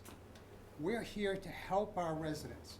We are not here to follow things by the Vladimir Putin school of diplomacy and enforcement. We're here to protect the environment. Okay, wait a minute, you're not recognized You're here? not Already- recognized. already Sir, spoken. Anne Marie, No, but you no, gotta be recognized by the This is chair. commission-only discussion Sorry, very sorry. until he's finished. I just couldn't help myself. I'm We sorry. are, we are Anne here Marie. to do the best we can to navigate through these rules and do the right thing. It's what we think. That's my personal opinion. I personally am offended by the way this was handled. I am disgusted about the way my fellow commissioners were treated. This has no business going ahead, in my personal view. We should never see anything like this in the town, period. With that, I will return it to my fellow commissioners. Thank you for listening. Thank you, Commissioner Ring, for a very thorough and an excellent explication of the complexity of these issues. I will open this to the board for discussion. Comments? Questions? I try to keep things simple. As far as the tarp, it's removed, so that's a non-issue. As far as the float, as Joe discussed, I think I went into the GIS, and at the time that float was on the marsh, if you just take a snapshot of when that was on the marsh, there were at least 10 others up and down the river on the marsh at the same time. So unless we're gonna enforce on everybody else, we shouldn't be enforcing on that. It's a lot more than 10, I bet. Well, that's all I could really see, for Don't tell sure. me. You'd have to get them all There right could now. be more. There are more. Let's not add them up. And my final point is the structure, we would be concerned if that was over the salt marsh. I'm still not sure, is it over wetlands, Yes, delineated yeah, wetlands? it's, absolutely, I don't have time to pull up a map, but But it the is. pier was already permitted. What Yes. we might have had in lieu of that long pier, we could have had a walking path, which would be right on the wetlands. Right. So instead, we have an elevated pier, which is Right. probably an improvement. Yeah, well, if you look at the So- Lawson case, you're correct. That's all I have to say on it. Yeah. I think it would be a de minimis deviation to have that slightly larger platform there. Anyone else want to? I, like Bert, think that these issues that were raised are small issues, and there seems to be a fair amount of documentation that a lot of these things were approved by the building commissioner or by the previous organizations in this town. And, but I, like Joe, I'm actually very, very upset at some of the comments that were made and published in the newspaper about this particular group of people, holding ourselves to lesser standards than we do anybody else in town, which is absolutely untrue. I can tell you all that this group of people acts with integrity and treats everybody in town, every homeowner, every business, everybody with the same standards every Tuesday night, twice a month. And we pride ourselves on that. And to work hard for the benefit of the town and the resources, and to be criticized in the newspaper by an elected official in town is unacceptable. Unacceptable. You talking to me, sir? Yes, I am. I'm not an elected official, and I made no comments in the thing. My name is Andrew Stewart. I'm the building commissioner. Now, let me finish. Hey, Don't gentlemen, interrupt me. gentlemen, I'm taking I over. need no comments. Gentlemen, I'm taking I'm not over. an elected Gentlemen, Time out. You were quoted in the newspaper, gentlemen, Andrew. I'm taking You were over. quoted. Gentlemen, please refer to the chair, both of you, please. So that being said, we don't get paid. We do this because we want to help the people of the town and want to protect the resources. Marshfield is a beautiful place. Everybody gets the same treatment. I don't care who you are, whether you're a commissioner, a business, or a homeowner. That's the way we operate, and that's the way it's been for the 3 years I've been here.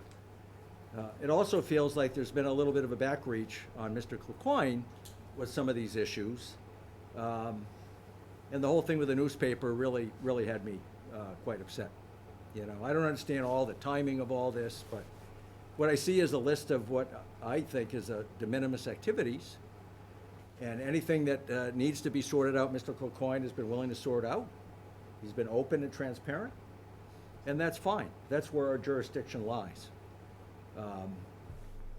So that's how I feel about this particular issue, this particular hearing. So I agree with Bert. I do feel that this is a de minimis activity. That's really all I have to say about this. My feelings I have already expressed in my comments made at a prior meeting.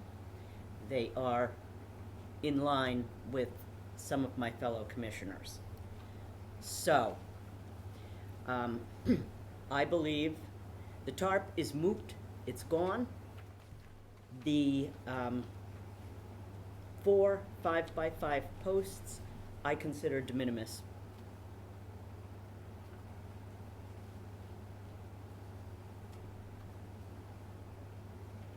You think it's de minimis? I do. I say it's de minimis. Do you think it's de minimis, Bert? Yes. Yes. Joe? And You know my opinion. in that case, I move that, Madam Chair, may I speak to some of the inaccuracies that were referenced tonight regarding my notice of violation? I will let you, I will recognize you, Mr. Stewart. Mr. Stewart, the Thank you. building commissioner speaking. I'm the building commissioner. I also serve as the zoning enforcement officer and the floodplain administrator. So when I receive a request for enforcement, it is my job, not my elected job, not my desired wish to do this on my own volition. It is my paid job to enforce these regulations. If I find a violation, I am supposed to send a notice of that violation. I'd like to clarify a couple of the inaccuracies that Mr. Ring said tonight. First of all, the Ramada was not approved by a municipal zoning certificate. The municipal zoning certificate that's signed by Jim Focard, Jeremiah Focard, not James Focard, was for the addition of a second float. If you read Chapter 91 licenses, the municipal zoning certificate is for the above described activity and any plans associated with this license. That license amendment was for the addition of a second float. The site plan that was sent with that license, if Bill could bring it up, would show that it did not show the platform, it did not show the Ramada, it showed a straight walkway all the way down. So it was not reflective of the current conditions. So the building commissioner would never know that that stuff was on there because A, they never submitted the information to the zoning department, the as-built that was required.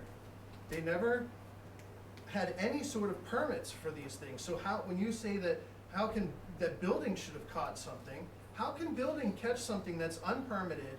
We don't go trespassing on people's properties to go find out whether or not they're compliant. So we can't catch anything unless somebody tells us about it or unless it's properly permitted and we can offer comments on that. As for the wetlands question of whether it is a bordered wetlands, if you look at the as-built that was submitted for the certificate of compliance in 2019 for the Chapter 191 license, it shows it is in flagged wetlands and borders an intermittent stream, okay? So it's not a border to wetlands. It's not something that you would have just had allowed a walkway down because there is an intermittent stream there. And I guarantee you generally do not allow people to put walkways through an intermittent stream. So it would be really nice if you guys would actually bring the site plans up to see what you're talking about. The other thing about the criteria for adverse and cumulative effects, when you're talking about in a flood zone, it's not just filling and grading. One of the major issues that we have to deal with is storm damage prevention. And these floats are windborne, floating, and underwater debris in a flood zone. I agree. All of these floats up and down these areas in a flood zone should not be allowed to be stored.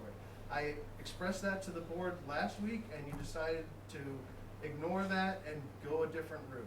I don't understand why, because you get, as you said, numerous 10s, 20 of these floats, and they become damaged and they can become dislodged, and they're floating up and down the North River, damaging property, damaging critical infrastructure. We have 2 major bridges on the North River. We've got 2 on the South River.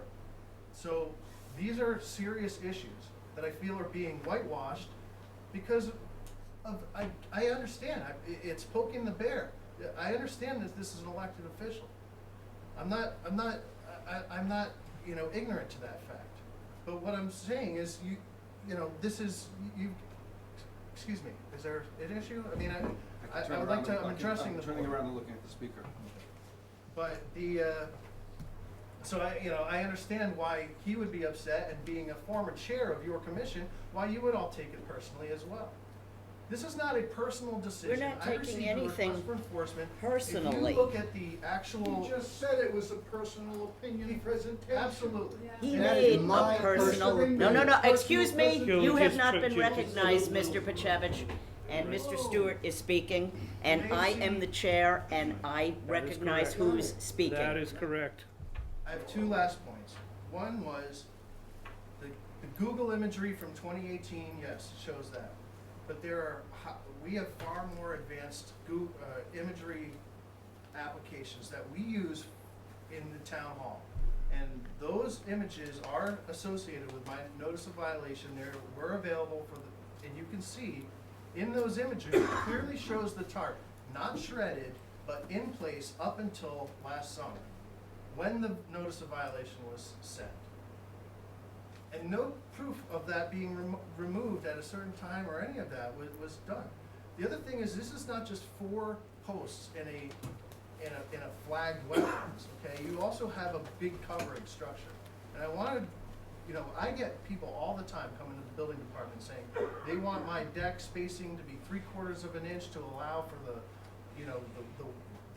wetland vegetation to grow beneath. Well, we've just added a huge ramada structure covering wetlands vegetation in an area which was identified during all the permitting as something that would be wanting to be minimized is shading to the wetland vegetation. So you have to understand, when I'm going back and I'm reading these things and investigating it looks like a laundry list of things going on. All that was asked is that they get addressed, okay? That's all I've asked, is that the proper permits happen and that it get addressed. If that's the way that the board is going to address it tonight, I'm fine with that, but I wanted accurate information to be on the record. And I also find any references to my enforcement of the regulations that the citizens of Marshfield have deemed important to uphold as any association with that butcher, Vladimir Putin. That's disgusting. And that's all I have to say about that. Thank you very much. Your comments are noted. Can I add some stuff? Mr. Grafton, yes. So bordering vegetated, Joe, I got it, you got it, okay. Bordering vegetated wetland is anything that borders on intermittent stream or any other wetland. That's what a bordering vegetated wetland is. And so what you have over here in this case is the ramadas in bordering vegetated wetland. Yeah, there's an intermittent stream down there. I believe there's a vernal pool down there also. And then you also have got salt marsh. And if it's bordering on that and it's upland of it, excuse me, it's still in the wetlands, it's going to be bordering vegetated wetland. That's typically what they describe it as. It's not isolated, it's bordering. And so that's the terminology, the proper terminology. About the concept of significant adverse or cumulative adverse effects, it's up for the decision of the commission. And the parameters that they use are performance standards for each of the resource areas. And then they determine whether or not you have wetland interests that have been under significant adverse or cumulative adverse under the state. And then also you have it under the wetland values, significant adverse or cumulative adverse under the town. So it's a complicated kind of balancing act there of the performance standards and those interests. And, Joe was talking about this gets difficult. Yeah, there's a lot going on. But at the end of the day, we want to protect the resource areas, but we also don't want people to not do things. Docks are allowed. When you don't have a fill, then it's not an issue. You should check it, yeah, you were checking it, we're doing that right now. I talked to the former conservation administrator about the 4 posts, these 81 inches, and he goes, Bill, that's not a fill. I said, I think it's also not an significant adverse nor cumulative adverse effect. He goes, I agree with you on that, under the wetlands interest, under the state, and under the wetlands values, under the town. And I digress a little bit, but I'm trying to get these details out. As far as the enforcement goes, I don't think the commission's asked for any help from anybody. You're trusting me, you're trusting Mike, you trusted Eric before to do the job. We'll do the job. This is not adding up from what I'm hearing from the commission as needing any additional permitting. The shredding of the tarp, yes, the Phragmites punches through it like punji sticks. It's the way it works. So it won't shred it and devour it right away. It's a very tough tarp, but the stuff has grown through and is thriving, and that'll happen even in pavement. It's a very, very tough and rigorous plant. It's extremely hard to get rid of. Its nickname, its Greek name is the fence, and there's a reason for it. Let's see what else we had. Poking the bear. We don't care who comes in front of us, you know? I think We've got a long night. We've got anything else to? the commission is ready to vote. Okay. Just thought- Oh, and Joe, I'm sorry, you cut him off, I'm so sorry. I will recognize Mr. Pachevich for one comment. I find the presentation extremely full of holes and faulty. A number of things were left out, which does not help educate the public. And if you're here to educate and serve the public, then you should be including all the facts. As Mr. Stewart pointed out, you should have put up the plan as it was approved and then compare it to the end result. And he makes a good point about cutting out sunlight. Also, when you get a permit, an order of conditions, okay, it's not just for what the end product is gonna be, it's also has to do with the process. What type of machinery, what type of erosion control, a documentation of before and after conditions. What you're saying now, by calling those 4 posts de minimis, is as if they put themselves there without anything else happening. And that's not what happened. Okay, We don't know I what kind of think, materials were used, was PT used, was PT cut on the site? Were any treatments used on those wood I materials? think we're finished here. All of those things you left out of your biased presentation. I respectfully disagree that the presentation was biased or inaccurate.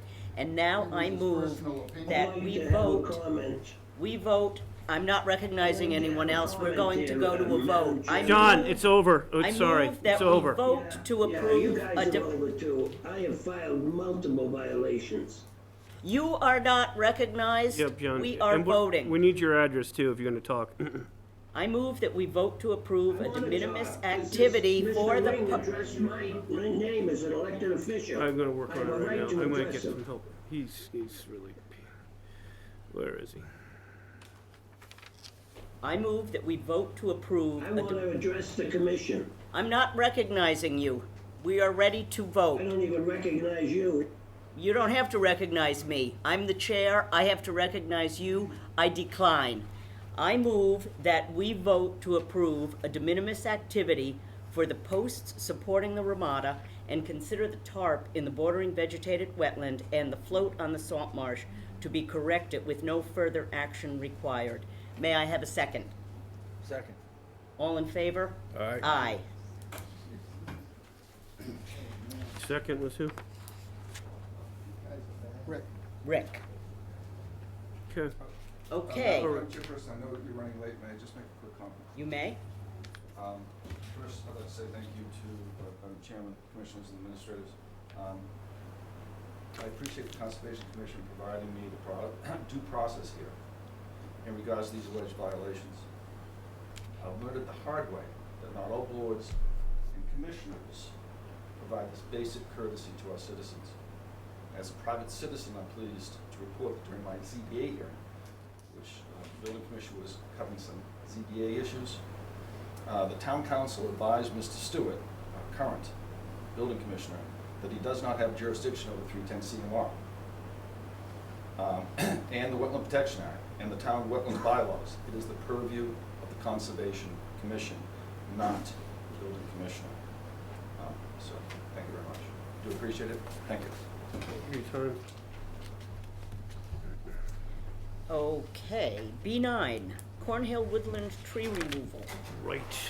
Okay. Hi, Karen, you're on. McCardle is here. Right. I'm just here to listen. No, you aren't, Karen Isn't McCardle. this entertaining? Can I do that? It was fun. No, the only thing I have is, Bill was concerned about the neighbors. Well, we have a story to tell, yeah. Okay, good. Oh, great. Copy of the email that went out. Oh, good, and good. all of the people that Can the whole commission see that? Because, I've made a couple extras. okay, great. Email bounced, all right, Lawrence, but most of them are supportive, huh? Oh, Wow. They've even volunteered to come out and He's help orders. pull vines down and clean up and stuff like that. Yeah, just, I see no disagreement, that's all. So, I don't know, pictures, they all went, so we're gonna have to elucidate this a little bit, so we can get the public understanding it, because when we do this more, I'm gonna have a PowerPoint, and when we get the job done.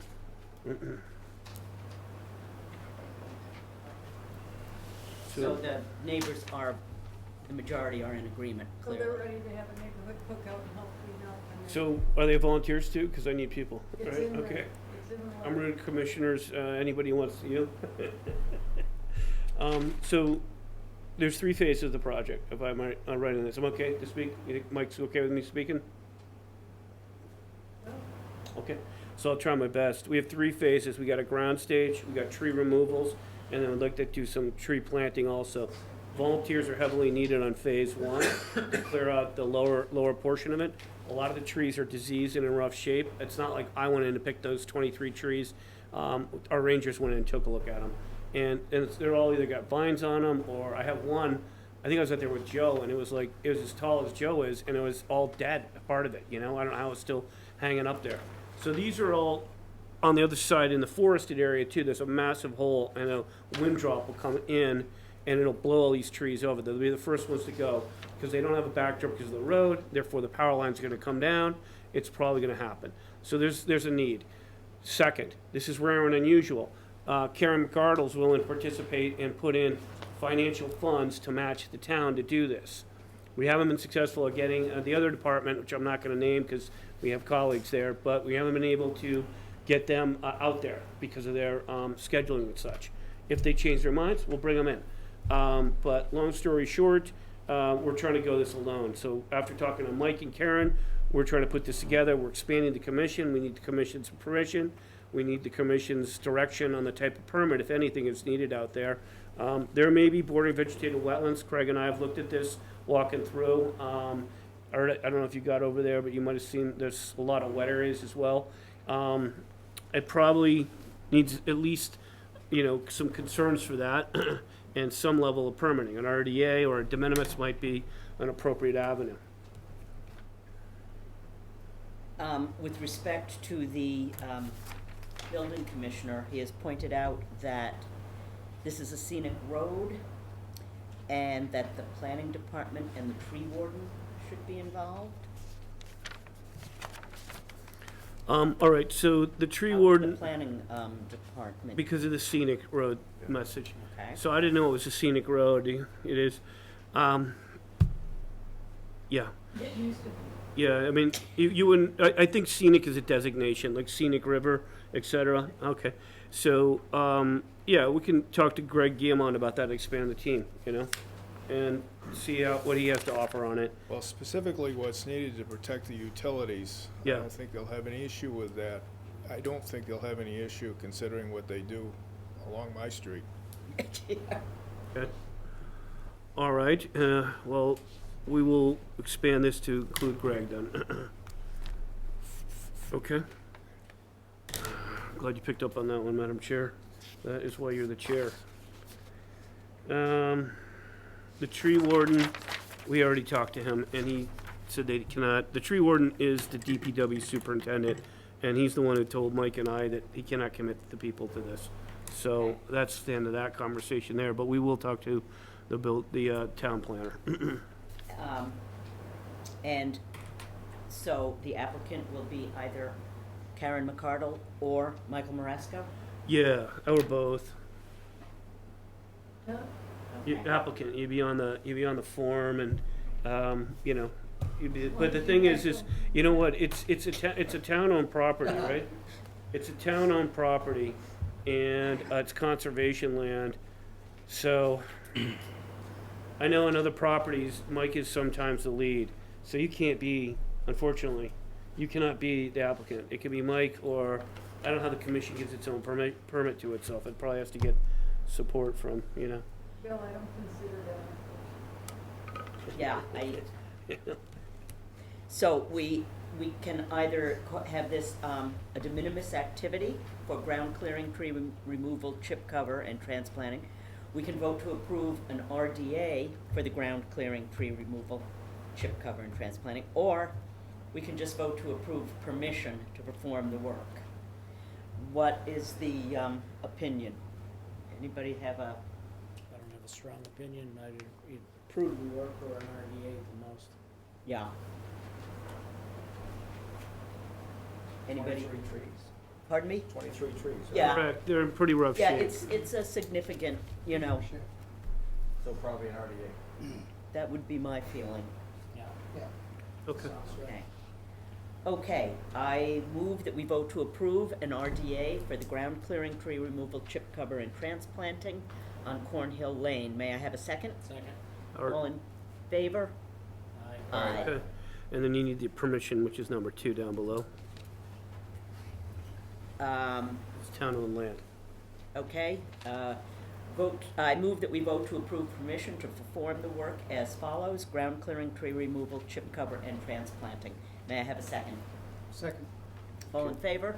Aye. Okay, we'll get that rolling, Okay, Karen. so we just need to pull, Mr. Guimond in and then have Mike file the RDA, or Yeah, we however can get that the process RDA will go. rolling, and then we gotta start getting quotes.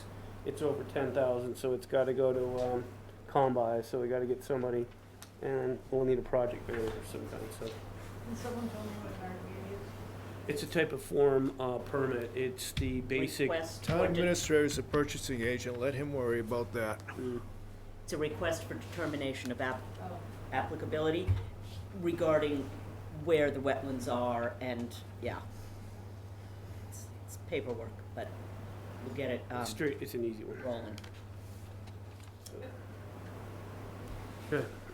Okay, final business item, B. thank you. Yeah, Thank you're you. welcome. Sorry you had to wait so long. That was exciting. Sorry. B10, annual town meeting, CPC funding for the CR at Couch Beach and Old Mount Skurgo. We've had this before us for a while, and it was determined a number of meetings ago that it would be nice to have unanimity on this going into town meeting, and that sort of morphed into having all of the commissioners here to vote at once. But we find ourselves coming up to town meeting, and we have never had all of the commissioners here at the same time. So I think we know that, you know, Susan has done a lot of work on this. She wrote a memo regarding this, and she would not be here tonight, which I assume everybody has had a chance to look at. She hoped it would address concerns regarding specifically the Couch Beach recreational and camping area. And I think it has been made clear that camping will be allowed. There is no prohibition on porta potties if that's going to be a bathroom solution. Do commissioners still have concerns about what might be in these CRs, or? I guess I'm kind of split between the two properties. I think the Mount Skurgo could benefit from a third party with a CR. However, I guess I have a different future view of Couch Cemetery that's probably shaped by the many nights I slept there with the Boy Scouts and my kids or other families, campfires.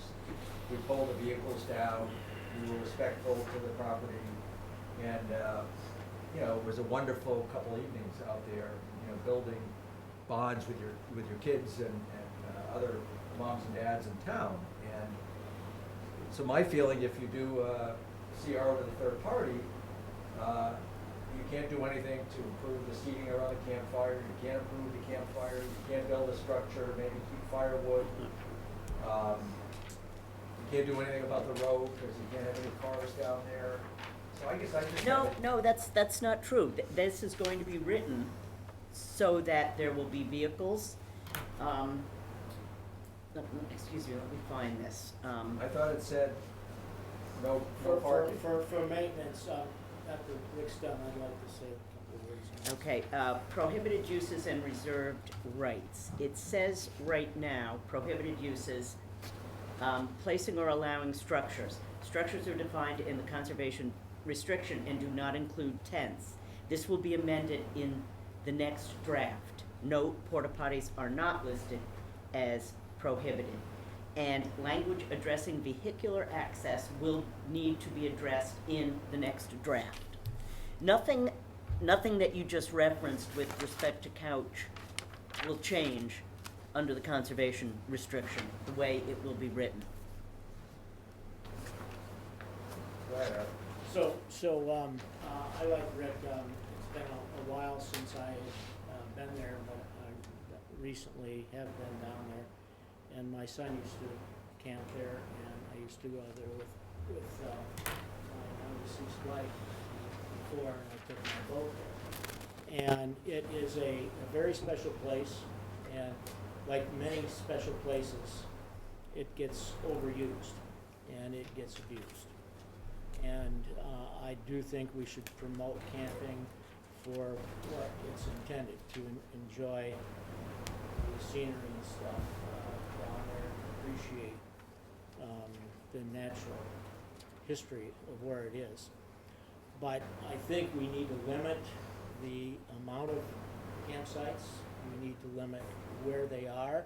When I went down there, I was amazed at how they've just spread out to the right over where those young pines are. I think vehicular traffic, what the visitation, in my opinion, has become an assault, both by vehicles driving down and running over all through those pines. Pine trees have a shallow root system.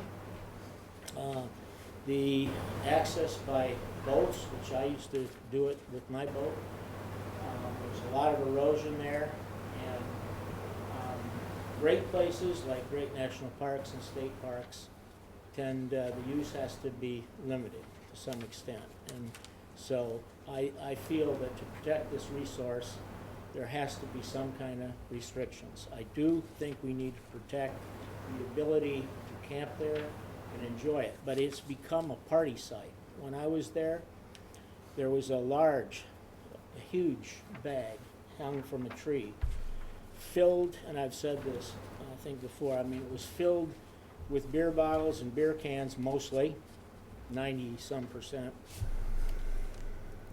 The litter that I saw was primarily beer bottle tops scattered among the pine trees.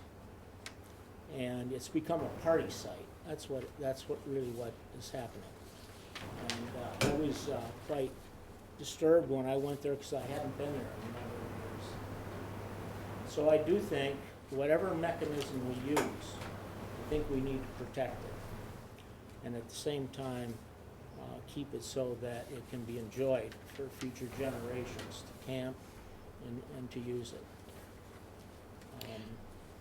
I would like to note that under the reserved rights in the premises, walking on existing trails, overnight camping within the area shown in the 3.452 acres, and similar passive recreation activities will continue to be permitted.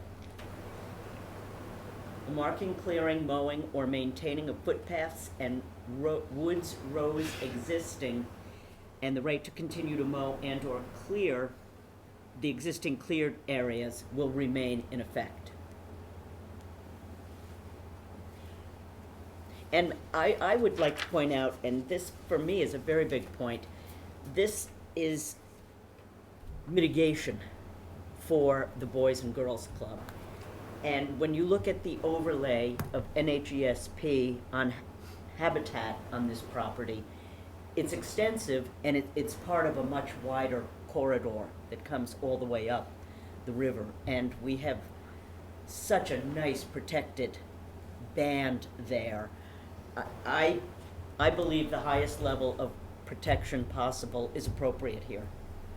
So just one thing, it's actually not so much the Boys and Girls Club as Couch Cemetery. The acreage that's required to offset Couch Cemetery exceeds the other two properties, which were primarily dealt with on another property. There was Boys and Girls and ball fields taken care of a long time ago, and then there was some residual. So the majority of what's going on, say at Couch, and I think, no, I think everything is Boys and Girls and ball fields over at the Mount Skirgle property, but the water department is interested in that.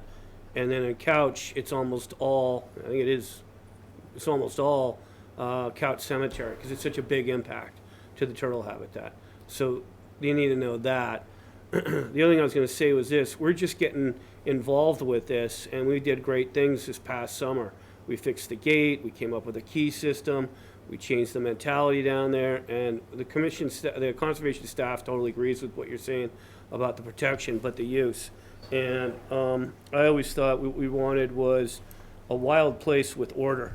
And you have that potential, but as soon as you turn it over to a conservation restriction, you're at the whim of their current board, you're at the whim of other people who might influence them.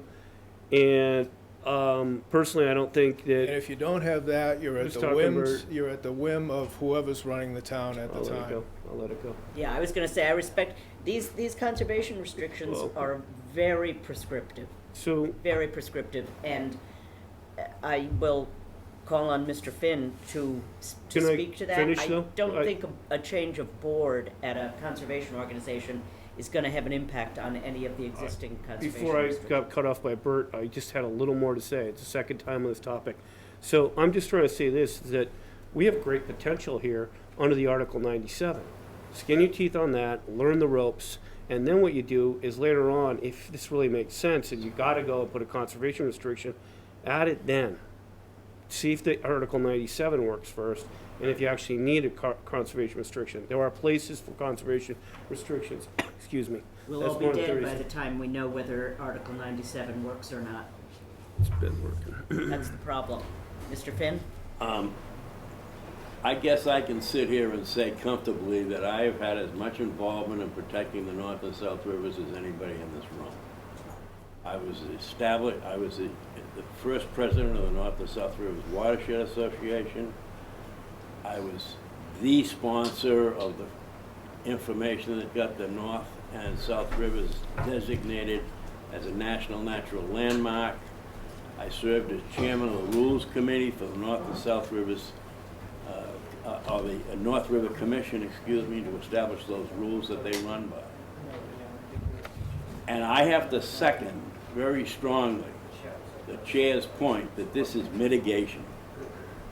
And it's part of a system that if you don't provide mitigation, which is what the conservation restriction is designed to do, you will lose the intent of the town. The town agreed to, when they took the ball fields and they made the ball fields, they said, okay, we understand we have to provide mitigation for what we're doing. And they established these two sites as mitigation for what they did to the ball fields. And it's exactly the right thing to have done. And you really need to enforce that mitigation with a third-party conservation restriction. Everything else is layers of protection. But this is a final layer of protection that will actually work. So I have to second very strongly what the chair said, and what Susan has said in her notes to you.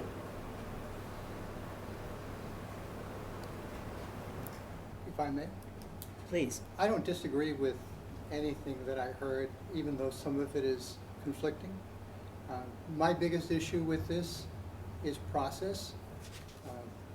I don't like where we are. We are in a spot that might be if we had a process where we've selected a potential third party. I, like Bert, don't trust the town. There's nothing derogatory to anybody, but we've seen conservation lands at least get argued and attempted to get pulled out. And I would have no objections to putting third party and a fourth party on top of the third party if it came to it, restrictions. I think we should start off with the 97. I'm not adverse to the third party. I object to the process. I worry about the contract, the way that we have it, and possibly we could work on some terminology in the way that we proceed from here. But I like art. What you guys don't know is that my family tried to buy that property with the intention of donating some of it to the town, and eventually it was donated to the town. So a lot of connections to the property, and I have no real objection. My objection is process. I worry about how we got here, and that I can't deal with. We're here. I want to make sure that we use Couch as an opportunity to involve our residents and bring up our youngsters so that they enjoy and understand the value of these resources. If it was a scout event, you would have a difficult time, in my experience, finding a soda can pop top. But I saw them there. So yes, we have to do some control. Don't know what else to say from there. I think conservation needs to be involved in these processes, and I think we need to be very involved in these processes, and I hope that we do more of them, and I hope that we have a better working relation much earlier in the process, and we have a process defined on how we want to see this go forward when we try these things in the future. How to go forward from here, I'm still lost because I want both answers. Sure. I have a question, and that's what it is. Bill, maybe you can answer it, or Bill can answer this. To what, if the town votes for a CR on this, to what extent can the Conservation Commission interact to develop those areas where it needs to be fleshed out better, like the camping, how many campsites and where? Do we, because I would volunteer if another commissioner or two, or Bill would volunteer to work with whoever, whether it's Lyle and Stress or whoever the third party is. I'm just assuming the town's gonna vote that. Do this. Well, wait a second. That was my question. I've read the CRs, the draft CRs. I've read only one on the Mount Scrigo, because I don't think there's a second one that exists yet. But there are two for a Couch property. The first one that was done, and then a second iteration, which is the one you all have looked at. I've looked at all of them. And I've also discerned that these are drafts, and the person who has written them for the agency that's going to be tasked with doing this, enforcing the CR, is an attorney, and they're willing to, and they want to, get further input on exactly how you want to refine these drafts to make them final. So that's all open to suggestions like how many places, where they can go, what's going to happen. So these are drafts, and they're available for discussion, and I'm sure they would appreciate that kind of input from the commissions. So, Art, the history though, that's nice, and that's the way it's supposed to go, but that's not the way it's gone. And so the history has been that the commission is the last one to find out, and you're coming at the signature stages. That's what's happened over what I've seen over the last 6 years. And you're asking about process. And I don't have a problem with the Wait, Bert, CRs you that cut we me off have. 3 times, Madam Chair, hold me out. He's cutting me off a 3rd time. Well, you're pissing me off. Am I? Sorry. Apologize. Can I finish? Go ahead, You finish once and for finish, all. And then And I'm then- just going down the line. There's a couple other people want process. Some other people comfortable with the way it's going. That's the way it is. So I thought we were headed towards process. I thought part of that process was having all of the commissioners involved. If Susan doesn't want it, she's good with it being out, that's okay. That's, as soon as she said that, somebody else said this to me, I think you did. If she's okay with not being there, boom, that brings the process one down to 5. That's fine. As long as there's process, you know? We don't need to get heated. I saw 2 people going at each other. Just do it. We'll just do the job. Sorry again, Bert. To your point, Bert? My point is that we've kicked this down the road until this is the last meeting before town meeting, so I think we have to go ahead and make a vote. I think we all have our own ideas. I Agreed. think it's time to vote. Okay, so I move that we vote to approve the conservation restrictions, and I don't know how you wrote this, but you have as is I or gave as a- edited. I gave a bunch of options, Madam Chair, so Okay. I didn't know what you wanted, The- because the- I had no The quite conservation flexible. restrictions are not finalized at this time. All right, so that's fine. That's correct. So I would say I move that we vote to approve conservation restrictions on these properties as they will be finalized, Okay. ultimately finalized. Sorry. Nope. Sorry. I want to frame the amendment if I can. Please. At some point, do we have to, who knows if, we have to vote I and then believe do an Robert's rules amendment? say you have to motion, Yep. second, and then revise. And then revise. But I don't care if we follow that, as long Well- as we get to an end product. The motion is on the table. May I have a second? Second. All in favor? Aye. All opposed? No, I would like to make an amendment, Madam Chair. Okay. So we can do that before we vote on this? Before we vote. Okay. Go What's ahead. going on? Can you help me out? What's going on? Art, I think I'm gonna let you, because I think you have a better idea of what I'm looking for. I hope, Yeah, you better now. Stepped into it. Another friendly amendment. From what, the draft that Susan put together, which does give the opportunity to protect the camping, and it allows driving down under certain circumstances. I think what would be fleshed out, and this is a long-winded amendment, so I'll try, but is to allow maybe to drive down for people that need to be driven down to camp out, but not to park down there, not to drive among the things, and that'll be the detail. So let me get back to the amendment is that under the framework that's what Susan has sent all of us, and that means that the camping and the access, the details of those things still have to be acted on. So they will be in there. Now, I don't know whether if this happens, if it would be cut off, if there would be no discussion of that. I'm assuming. So my amendment is based on the framework that Susan presented to us. Art, would you accept that? We stated something like to approve or to recommend, I think is what we have to do anyways, because it's to town meeting, to recommend adoption of, or what the right terminology is. I need your guys' help with that. I think they want your support. Like, so if you go back to a series of minutes when town council was here, he specifically said this, and nobody should get upset with this. He said, the Conservation Commission's vote really has no impact on the town vote. It's an influence, if I make my point, okay? Well, no, what we would say. And we would like to review or approve the final contract.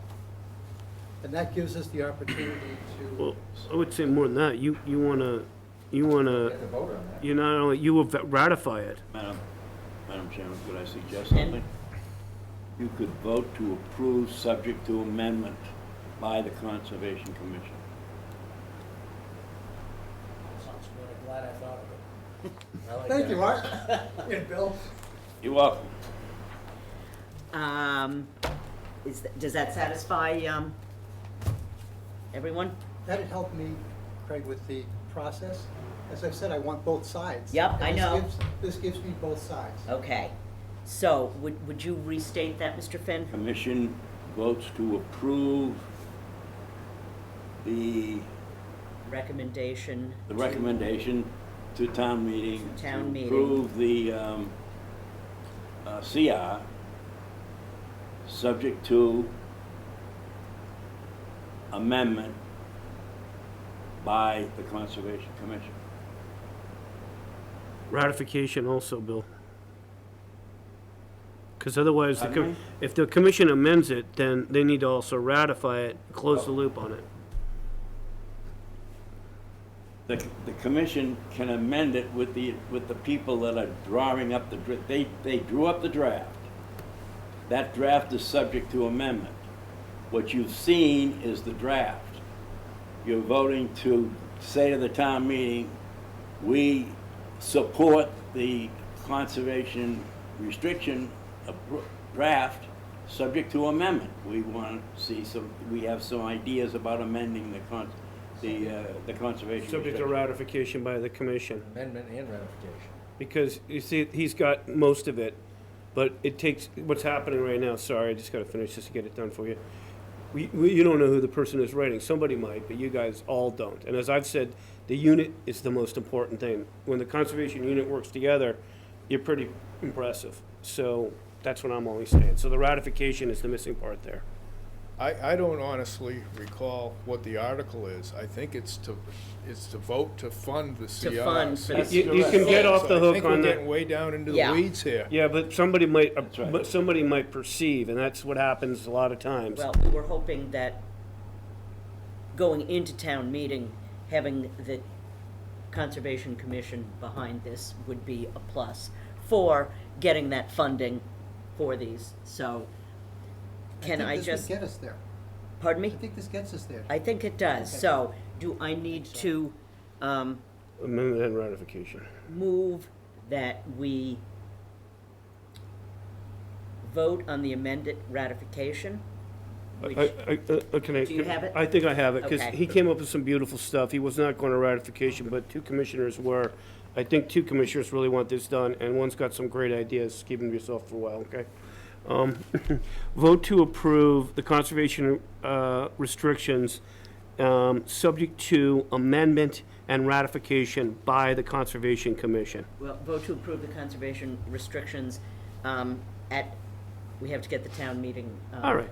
Vote to approve the Conservation Commission's conservation Vote restrictions. to recommend the Right. approval of the conservation Right. restrictions at town Period. meeting as finalized, subject to amendment and ratification By the Conservation commission, Commission. right. If you get those two things in there, our friend Mr. Sullivan will make sure that that's clean. So it's gonna say, vote to approve the Conservation Commission's restrictions, sorry about that. Funding. To provide, forget the funding, vote to approve the conservation restrictions, for support at town meeting, subject to the amendment and ratification by the commission, because that's what you want. You want those two actions for the commission, and you want at the same time, send your support to the town meeting. That's what you're trying to achieve. I'll second that. All in favor? Aye. Aye. Aye. Opposed? Okay, so that was. Okay. All See, right. it's not easy. The motion passes. So, did you second, Art? Joe seconded. Who made the Joe motion? seconded it. Who made the motion? Seconded. We'll have to look at your definition Chair, of fun. Chair Hannafin made the motion? Yes, Is that Okay. unanimous? that was That was unanimous. Unanimous, okay. So moving right along. Okay, scheduled continued hearings. Okay. 74 Foster Avenue, SE 42 2958. I move that we vote to continue this to the May 3rd public meeting as per the written request of the applicant's representative. May I have a second? Second. All in favor? Aye. 76 Carolyn Circle, SE 42 2950. I move that we vote to continue to the May 17th public meeting as per the request of the applicant's representative. But we'll continue to vote to, oh, okay. I vote that we continue to the May 17th meeting. May I have a second? Second. All in favor? Aye. 0 Little's Lane, SE 42 2966. Vote to continue to the May 17th public meeting as per the applicant's request. May I have a second? Second. All in favor? Aye. Okay, and we have three more. We Gotta read have- the legal ads on these, Yep. Craig. Get the right one here. Okay, in compliance with the regulations of Massachusetts General Laws, Chapter 131, Section 40, the Wetlands Protection Act, and Code of the Town of Marshfield, Chapter 294, Wetlands Protection, a public hearing will be held by the Marshfield Conservation Commission on Tuesday, April 19th, 2022, to consider the notice of intent filed by Amy Dorsey regarding 94 and 96 Marginal Street, Marshfield. This needs to continue. We have no Mass DEP number.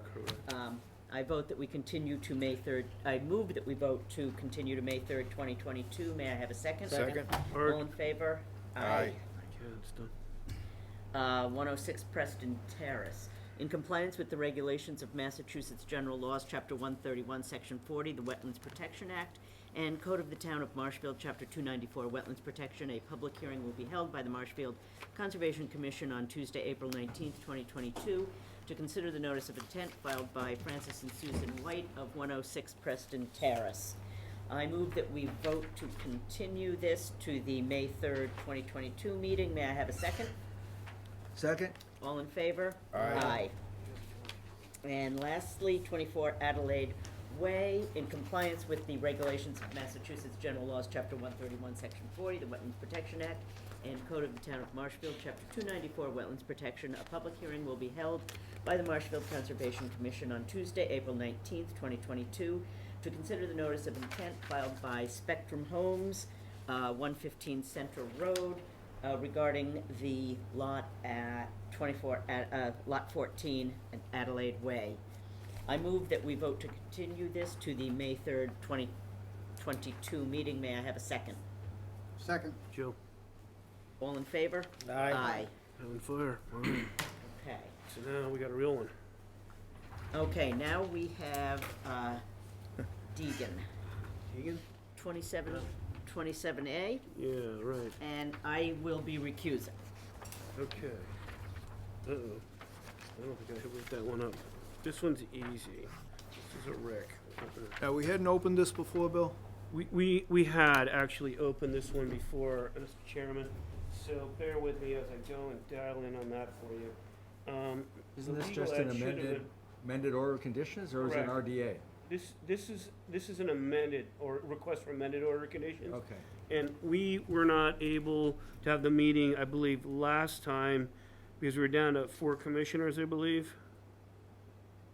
And it continued. Because we couldn't have a quorum due to the fact that I think Craig has to recuse on this one all the time. So we were here on 4/19, trying to close this one up. We've had a Alright. site visit. You want it read You can- in or not? if you're ever worried, then reread it. That's Well, my, if yeah. we're clear, we're clear. But in compliance with regulations, Mass General Laws, Chapter 131, Section 40, Wetlands Protection Act, Code of the Town of Marshfield, Chapter 294, Wetlands Protection. Public hearing will be held Marshfield Conservation Commission, Tuesday, March 15th, for requests to amend order of conditions filed by Thomas and Mary Ann Digan, Jr., 1327 Union Street, Marshfield. And the hearing officer Good is... evening, members of the commission. Brad Holmes from ECR on behalf of the applicants for this amendment request. Go ahead, Brad.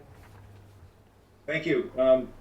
We submitted the request. We had the site visit. The request is to authorize a minor amendment to the project so that instead of a 15-foot long gangway, we're asking for permission for a 25-foot long gangway. The reason for the change is so that we can get to deeper water in the North River, and also for safety, because at low tide, the angle of the 15-foot gangway up to the pier is extremely steep, so that the 25-foot gangway works much better and is more accessible.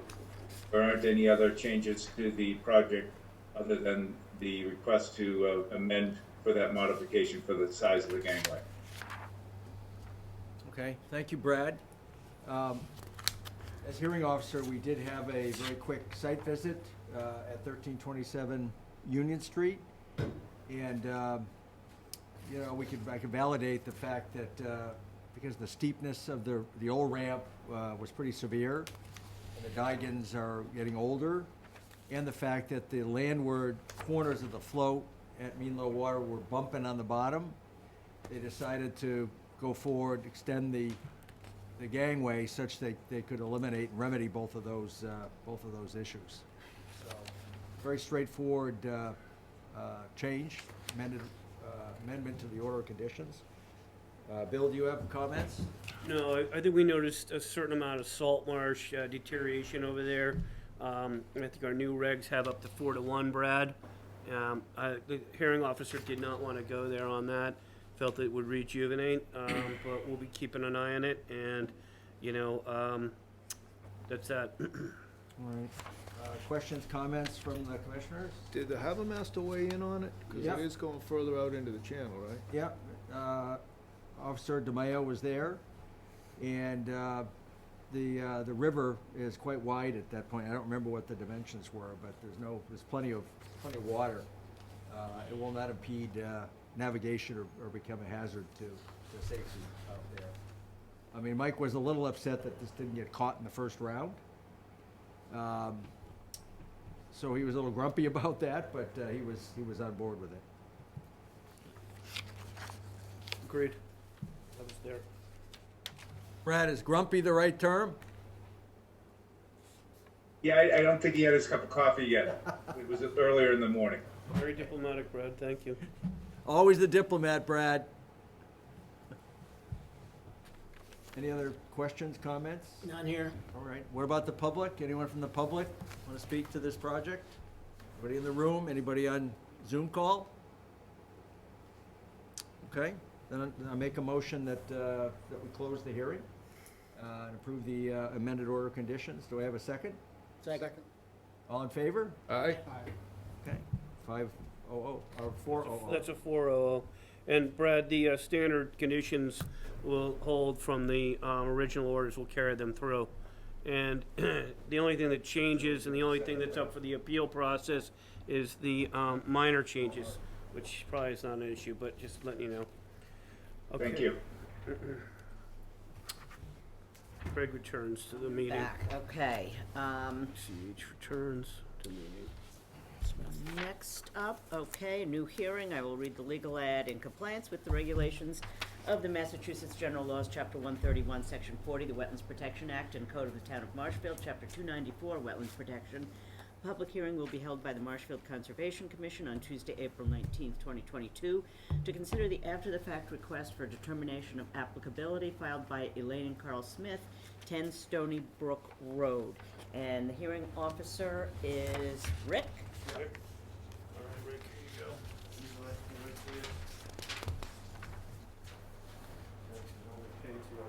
All right, taxes are paid. Thank you, Bill. Yeah, so this is an after-the-fact RDA. The shed was already put in place on an elevated pad. It's out of the 25, it's in the 50. And for those of you that remember the big windstorm we had last night, when I showed up to do the site visit this morning, the shed was gone. It had blown into the woods. Poor guy. So just as an example that this Conservation Commission always looks out for homeowners, myself and Mr. Smith, with a little help from the wife, went out there. We pushed the shed back on the pad. Huh. I promised not to send him an invoice or a visit from the building commissioner. That's funny. So it's very straightforward. It's already in place, back in place, and I don't see any issue. This is pretty straightforward. The Smiths are very nice people. Bill, any comments from the... No, I met him under a certificate of compliance request, and they told me at the shed, and he goes, it's gonna be down here. I go, what, 50 feet away? And then we got down, it was 20, and I'm like, and you built a pad? I called Rick right away, and we worked with him. We weren't gonna enforce on him. You know, it's a fill in the 25 possibly, but we wanted it to be a permit. We did it after the fact. And so under Rick's guidance, you know, we did the thing that made the most sense to bring it into conformance. Yeah. Commissioners, questions, comments? Public? Input from the public, questions? Anybody on Zoom call? Okay. All right, then I make a motion that we close the hearing on the Smith Shed and approve the after-the-fact RDA. Do I have a second? Second. All in favor? Aye. Aye. All right, thank you. Not so bad, right? No.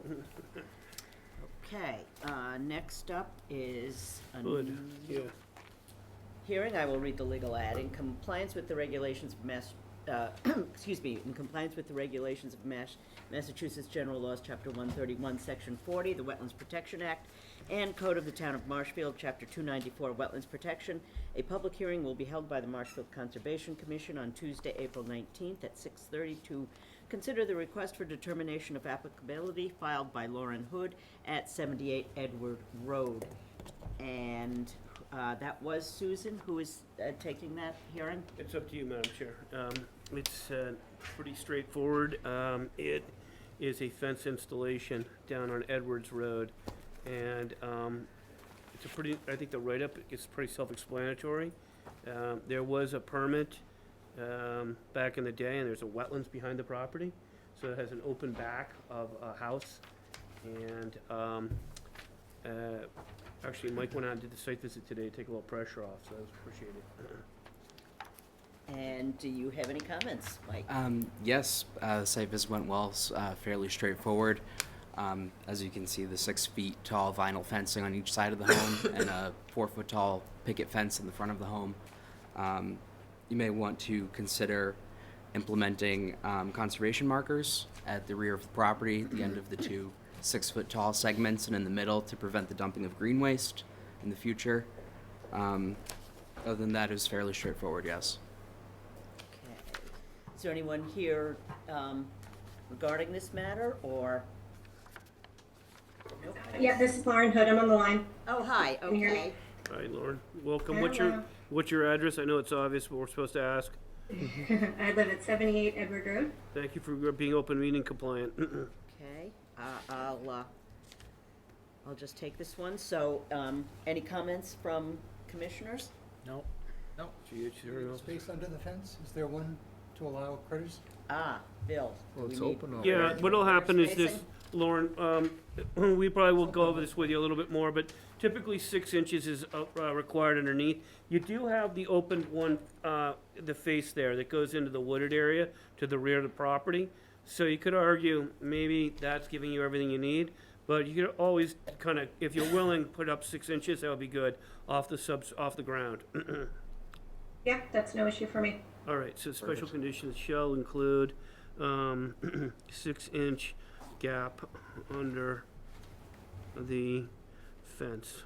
And, For I'm sorry, wildlife. Bill, did we confirm taxes? We and- did actually on Okay. that one. Is there anyone from the public on this? Hearing nothing, I move that we vote to approve a positive determination 5 for the bylaw and a negative determination 3 with special conditions. May I have a second? Second? Do you want conservation workers? If you look at page 13, that gives you a little bit of an idea. That's what Mike would Page recommend. 13. Yes, let's have some conservation markers. Thank you. Lauren, you're gonna have 3 conservation markers. You come see us and we'll give you them, and you put them on posts in the back. That way, if you ever sell the property, somebody doesn't think that they can go and do whatever they want in the back 40, you know? Not everybody's a great steward like you, so that we just take that precaution. Okay, sure thing. All right, thank you. Thank you. Thank you. Okay, next up, Should vote on that one. oh, we didn't vote, I I'm screwed sorry. up, yeah, that's why. Do we have a second? Second. All in favor? Aye. 500, great, nice. Well done, Mike. Thank you. Thank you. Yeah, Thank you. good start. Okay, next up, legal ad. In compliance with regulations of Massachusetts General Laws, Chapter 131, Section 40, the Wetlands Protection Act, and Code of the Town of Marshfield, Chapter 294, Wetlands Protection.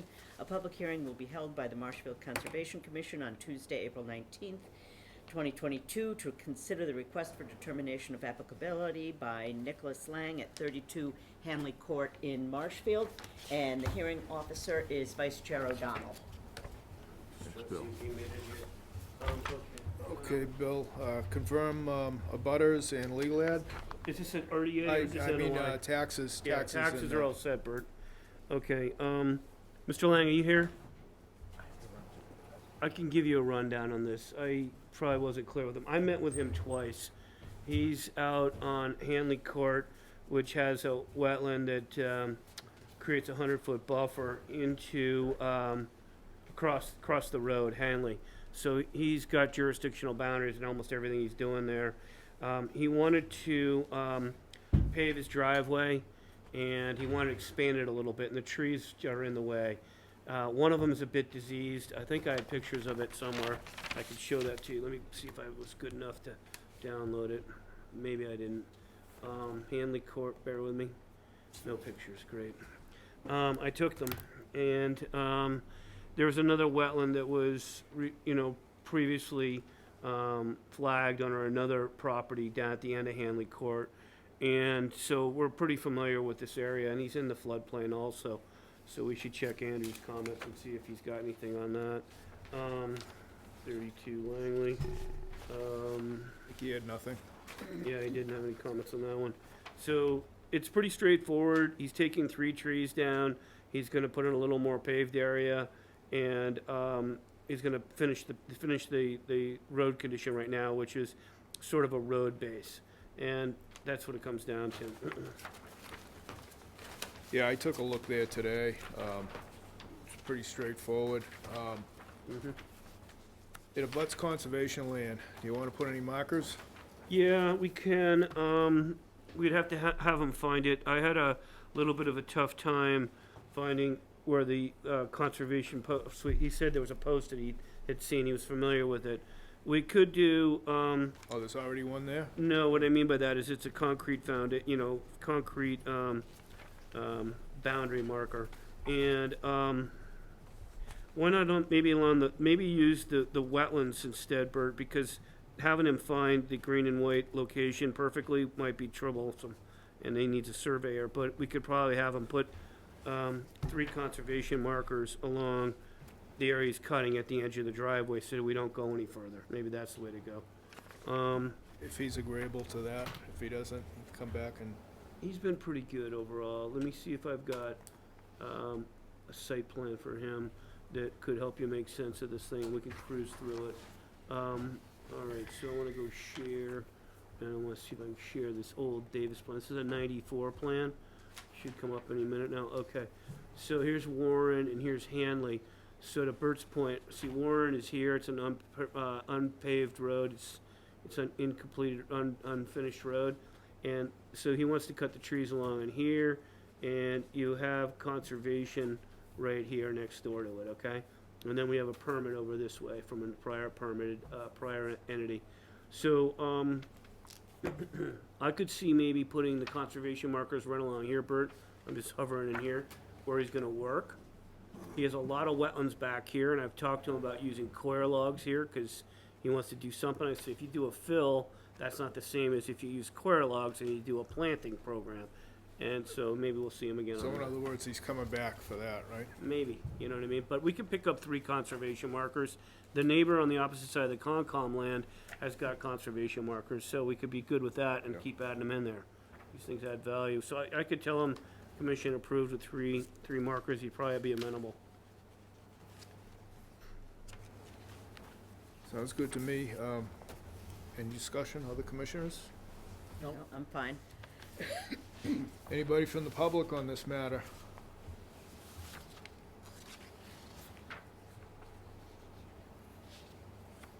I hear none, so I'd like to make a motion. I think I got the... I would propose, Mr. Chairman, Mr. Vice Chair, I would propose that the commission approves a determination of applicability +5 for the bylaw and -2 with special conditions on the cover letter because he's in a floodplain also. Special conditions would just be the basics, ensure best management practices are followed before commencing the work, obtain all pertinent permits, see conservation administrator or agent for guidance on conservation permits for work beyond the approved work activities, and post 3 conservation markers with guidance from the conservation administrator or agent. Okay, so once again, I'd like to make a motion to issue positive determination number 5 for the bylaw and negative determination number 2 with special conditions. Do I get a second? Second. Art, all in favor? Aye. It's unanimous, Bill. Okay, got it, done. Okay. Next up is 202 Moraine Street, Sealant Corp., SE 422960. This is a continued hearing, and Commissioner Ring is the hearing officer. Thank you. Do you want the files, or it's right here? I think I'm good. You're gonna have to, because there's a lot of changes this afternoon on this as well. Yeah.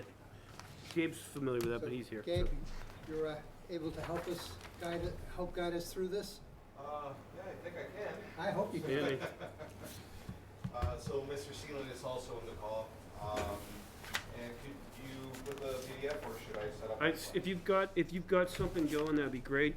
I'm going to look for what I've got for you guys. I think I have everything, and I probably can take care of you, but it's been known to fail me. We made the right choice to go get the easel, didn't we? Google Drive, My Drive, Belt and braces. Okay, here we go. So then we got. So I think we're getting close. We've got some paperwork issues, I think, is my summary to start off, to help us all understand where we go. These plans are huge, so they're 17 megabytes might not be fun for this. We'll see what happens. Try to open that up. Okay, it's not open.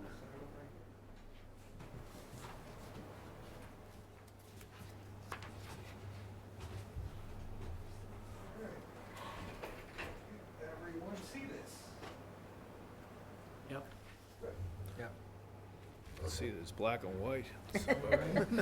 Can you see Can't anything read yet, anything. Rick? Not really. Move it up. The last time we met was, I believe, December. Can you move up 12 Could feet? you move, yeah, that would If make you it. can raise it up a little so the commissioners can have it eye to eye. Yeah, if you want a hand with that, I'll give it to you. I'm sorry, I can't get this thing to open up 17 megabytes. That's as far as it would go. Okay, fine. let's go ahead and move it up just a little more. Tabletop. So that they see it. There we go. MTA will take the show. It's the old school one. Yep. Perfect. So, what we have here is the OSRD layout for what we're proposing. Still, we are proposing the 2 stormwater wetlands in this area. We reduced the sizes of the lots. Now with the OSRD regulations, we could have 20,000 square foot lots. Where we go up. We're praying. Yeah, I can move around how you want. You could keep both because it has been known to black out. Yeah. Move around as you feel comfortable. Okay, perfect. So, we've been going back and forth with planning on some of the things they want in terms of public benefit. There is a path that we're proposing around where it says former railroad in that area. If you go to the next page, I believe we can see Keep guiding me through it. the layout. Yep. Tell me when to zoom into. Well, that blue line is the proposed trail. That is what we're proposing for the public benefit side. There was kind of a back and forth between these plans and the ones for planning. The only difference being that the lot on the left, which is the corner lot, was not included in this plan, but in the new plan that was sent to planning after this one had that lot there. So that's the only difference between this plan and the plan that planning has. I'm sorry, so where's that lot you're speaking So of? that lot would be this corner lot. So if you Oh, look at that. the existing house there, Yeah, or the existing building? house. Yeah, so there was some conversation, planning, Mr. Sealand, where we were just gonna take this out completely of the application and just work with everything else. However, this was brought back in as part of the open space. So the development pretty much will be limited to the lots. Anything beyond that will be just left for open space. And obviously the trail system that would be proposed. But, so where will 23 be?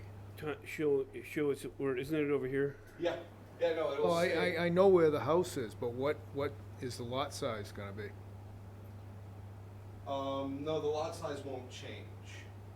It's right now, I believe, an 11-acre lot, and that's how it's gonna be left. It's not gonna be a buildable lot, it's gonna have a house in it, but it's gonna be part of the open space. Okay. Okay, so that's kind of what we talked about, and I talked about with Kevin Sealand, and I talked about with Joe, and I've had some conversations with planning, and I know they're starting to gel, and I guess planning has got a different set of plans. Is that about right? Yeah, the only difference is that lot of it's Okay. highlighted. So this layout, the way it is right now, is pretty much in line with what they seem to want. Would you agree with that, or am I taking a guess? This layout is pretty close to what they want. Yes. Okay. Yes. And I think their next conversation is based upon, Kevin, I'm gonna try and paraphrase our chat today. They're making a healthy leap forward towards the OSRD. Is that pretty safe to say, Kevin? Yeah, that's the direction we're going, the OSRD, which would include that space with the existing home. So, And I think that peak built there is about 20 acres. okay, it's very good. Thank you for that clarification. You're a great team, the two of you guys. We have Gabe here and you there, and it's going well. So, long story short, you know, conservation is trying to been playing a lead role because we really need to get design freeze on all the resource areas. You froze them on vernal pool, you froze them on riverfront, and then Gabe and I worked really hard over Thursday and Friday, which is pretty crazy, and we got the riverfront calculations lined up, which was a huge step forward. Then I was able to bring that to the attention of DEP, and DEP, you know, also gave us the language, which, had we not done it, we would have been set back like weeks. So that was good news. Then we got it over to town council. Town council's looked at it, and town council's bouncing it back, as he should, with his comments. And now it's moving back to DEP for closure on the riverfront calculations. So I don't want to go mess up this plan, but on sheet 21 here, there's a really great plan on the very back of it. I'll see all the pink. And all that pink represents riverfront, and it's primarily in the 100 to 200 riverfront. These calculations were, you know, a good first shot. Gabe cleaned them up, and now they're netting out.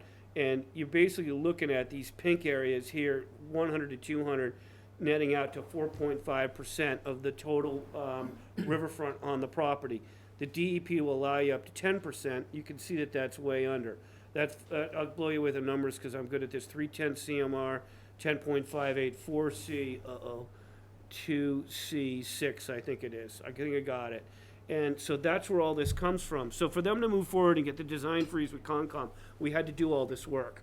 Now, planning should really reverse and take the position and guide it through. And Kevin's kind of got a game plan. He wants to move this forward. But, you know, that the next step is now to have a sit down about the OSRD. Is that a good paraphrase at the back end there, Kevin, about what we chatted about?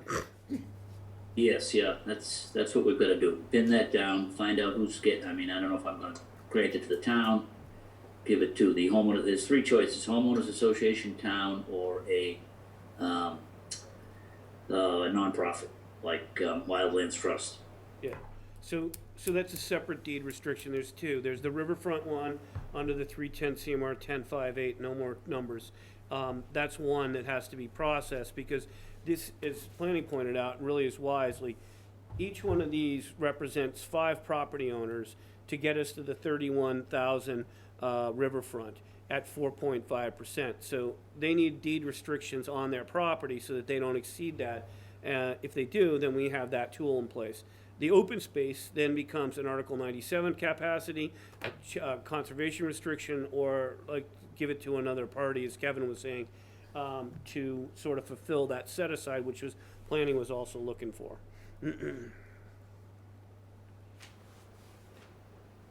last thing that I noticed was, I don't see the lot 23 gridded off, because we want to make sure of that, because if anybody gets an idea that they're gonna build on it, they're gonna have to get the resource areas all delineated first.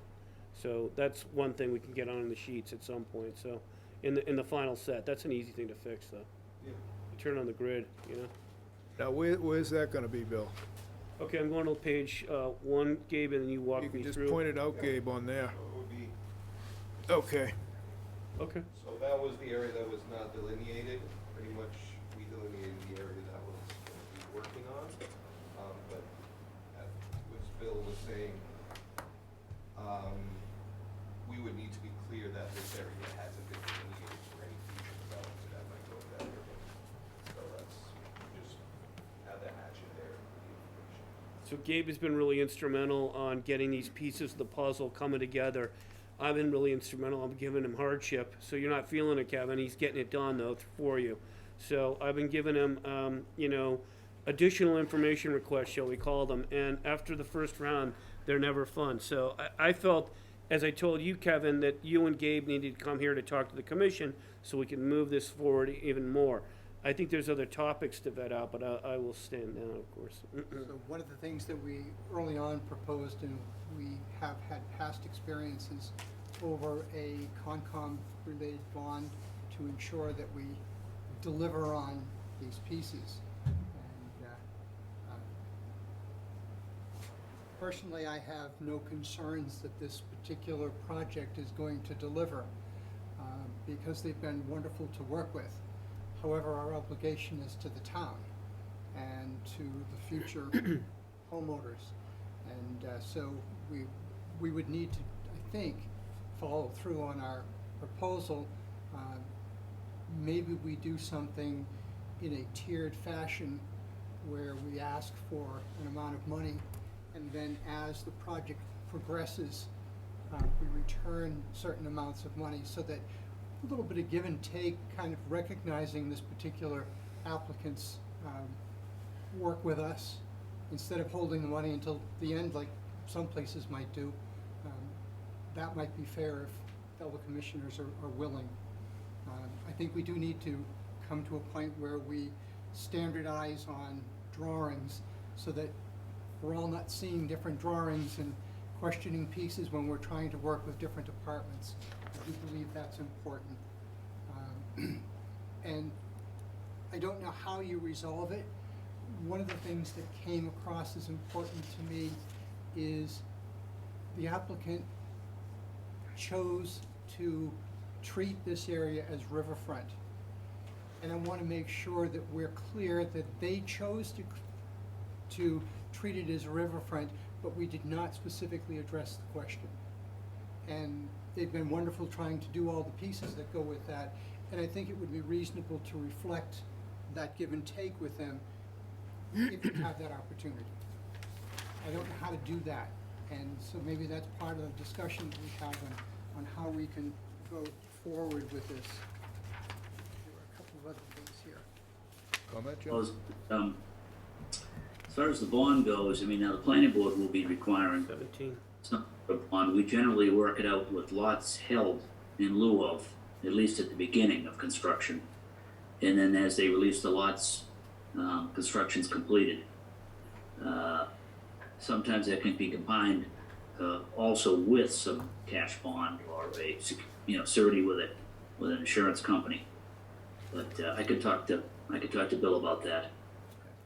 We did that exactly to Kevin's point. We did a surety for 485 Pleasant Street. The guy gave $10,000. That was Mrs. Snow and them.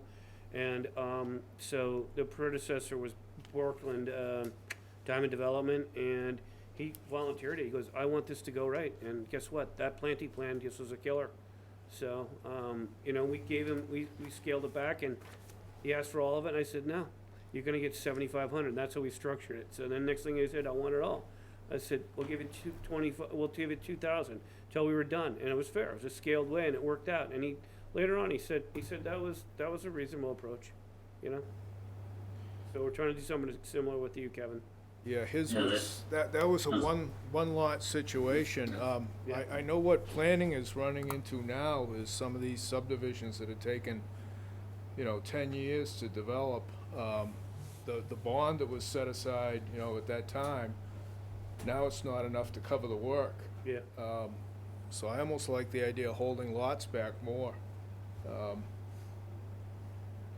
Yeah, but that's, That way it gets Probably- done on a timely basis. okay, so Right. my confusion there is, that's a planning mechanism, but we can't do that, can we? Or can we be creative and do that? I was trying to get creative and get two deed restrictions at the same time, and they just aren't gonna mix, so I stopped getting creative on this project there. Well, we've got, a lot of these lots are gonna have to come in front of us for permitting, right? Right. Well, if you load separate NOIs, yes. If you don't, because you're satisfied with where they are, because they basically designed to be out of the 75. If they go inside the 75 or try to change that, then that means they need an NOI at that point. But the way they designed it, Gabe has kept it out of the 75. So I don't think you have an Adelaide situation here. So I believe we have two other issues. One is the wastewater, and the other is the discharge onto the road as a public way. Brennan's It's comments. an issue to resolve. I feel I'm missing, but I have to look to Bill Okay. for advice on that. You ready? Too many things came up at the end of the day, and for me, which was a very big, very busy day that almost Yeah, made it, it I was didn't busy. make it here. We need the site plan from what the commission said in planning to start being the same. So we have to have two river forks coming together, Kevin, on the plans. Right. Because we Yeah, keep well, getting that- different ones, and we're- there may be a logic, but we just want to finish it, so. Yep, me too. So, Kate will make sure we get you the latest set as they're revised. I mean, there's a couple more things that Greg picked up on, mostly just housekeeping, some titles, some lot line information missing. The wastewater that I think Joe referred to was it's actually, Gabe, you might help me with this. Isn't that the runoff off the back of some of those lots on the Cranberry Bog side? We have to put a trench channel on there. It's not really wastewater. I think it's surface runoff that he wants addressed. It's a stormwater 310 CMR 1005, Yep. and okay, now I messed up. I think it's 2B, it's number 5, 6B, and then K through Q. And Pat Brennan felt that more work needed to be done, so that's the stormwater issue that needs to get addressed. Yeah, I think we've got him scheduled to come out and look at some soils testing. Okay. He's away, yes. Understood. I think The other one he brought up was a planning item, but I thought it was worth mentioning the commission, which was the Mass DOT approval in order to discharge into the street due to the fact that they have control out there for whatever reason. So that one I'd like to handle if we could contingent upon. I don't think Gabe has prepared that plan yet for the state. We're working on it. We did secure approval from Duxbury. This will actually be serviced by Duxbury Water. So it's going to be coming from the south on Moraine Street, heading along Marion Street and then up. So it's going to take a little while to put that together. So we're going to ask Greg over at planning, and we'll ask you to take a look at that. Approval subject to us getting that permit from the state. That's an interesting one. I'm not familiar with any examples where people have done that before, so can you help me out in other towns where you've done work like that? Okay, where it's contingent on. Usually the commission needs clear and convincing information. They might wait on conservation markers or something, but something big like stormwater, they have to be convinced, because that's a huge part of this, Yeah, I can't think of any off the top of my head, but we'll take a look at that. We'll take a look at that. Maybe we can get that wrapped up, or at least a preliminary plan before the state. I have two comments that I'd like to make sure are two potentials. Bert, were you completely addressed? I think we'll see what the You next good for plan now? comes in with. Yeah. Okay. Yeah, I mean, we have to do something, but we Two. still have to figure it out. Yes. The other thing is, Gabe, if you can just point out one more time, that lot that's gonna be hatched out as that's Mr. Sealand's just gonna hold on to that separately? It's gonna be kept as open space, it's gonna be given to the town as open space. I thought that was, what about the bogs and the pond and the other piece? Everything. A lot of open space. So, 111 acres. okay, what were you speaking about the other 11-acre lot? I'm just trying to get Oh, it clear. This one is actually a 20-acre lot, but it's different from this main lot. However, as part of this project, we are bringing these two lots together, and then this is gonna be part of the open space for the whole development. Oh, okay, okay. It was referred to as an 11 and a 20-acre lot. Yeah, It when is in Red reality Gold 20 owned it, it was separate lots. I understand now. Thank you. Bill. Basic, which bill? Sorry, didn't I think just that. was gonna Yes, suggest, first, I'm going that way. suggest that maybe you could work with the planning board to address Bert's concern and ask the planning board if it's possible for them to include Conservation Commission sign-off on the lot releases. If they're holding the lots. He knows because he's on the planning Yeah. board, he directed it. Yeah, I think something like that would work. I think that might work. Interesting consideration. Yeah, because we're having trouble at other lots, Kevin, and if you're willing to work with that and get creative there, maybe there's more creativity under the planning, and they can have us as a second signer, you know what I mean? Yeah, I think that's the way to do it. Okay. Because there's a lot of work here, you know, even off-site, not off-site, but, well, we've got the piece of sidewalk on Webster Street that we're doing. We're doing the walking trails through the bog, we're doing the raised boardwalk along to the north side there, bridge across the Green Harbor River. Right, We're donating the antique barn on a lot, right. with the the antique cranberry sorter machine. There's quite a bit here involved in this project, so. It's great, it's great, and the cooperation's awesome. You're also getting a variance on the road, you know, and what else are we doing? We're giving you additional information requests. Mr. Grafton, did you have any Yeah, I comments? did. They're probably one of the better subdivisions I've seen in the last, like, 6 years or so, was Horseshoe Farm, and they did a fabulous job on controlling the erosion control by whatever means necessary. They had natural heritage in there, and they had Concom as well. So, their technique was to routinely sweep. And we've had trouble at Holly Road, we've had trouble at John Sherman Estates. Adelaide's good in the streets, but it's not on the hill, you know what I mean? So we just don't want to see those things going on, you know? So we want to work on those issues with the applicant. Right. And is there any, like, 3-to-1 slopes, just to help me out, because there was a retaining wall somewhere, right? Nothing that steep, okay, fine. All right. No, 3 to 1 nothing. is the steepest that. Yeah, it's pretty awful over there. I was just wondering about the back lots. Okay, well, I don't know, I mean, it seems pretty good. So it looks as if we've got a number of items that are still to be resolved. We're gonna have to have you come back. I understand you're likely disappointed you couldn't finish tonight, but you probably knew that was never gonna happen just because of the degree and the size of this project. When do you think it would be reasonable to come back? The third, Yeah, that's fine. We can fit that on the agenda? Yeah, and we'll have them back on the 3rd, but you're gonna get together with Pat and Greg Guillemot, right? And Karen Horn? Uh-huh. Do we Yes, need to yeah. get- And, Do we need to get together and collectively? then, as a are group? we gonna join you, or are we gonna just hear about it? No, you can, that's probably a good idea. I welcome that.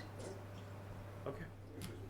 From the planning side of it, are there gonna be any limitations to the size of the lawns, or by going with the open space residential, did you take care of that?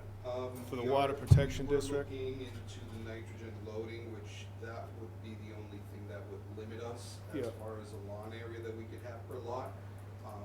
But pretty much the whole lot could be grassed.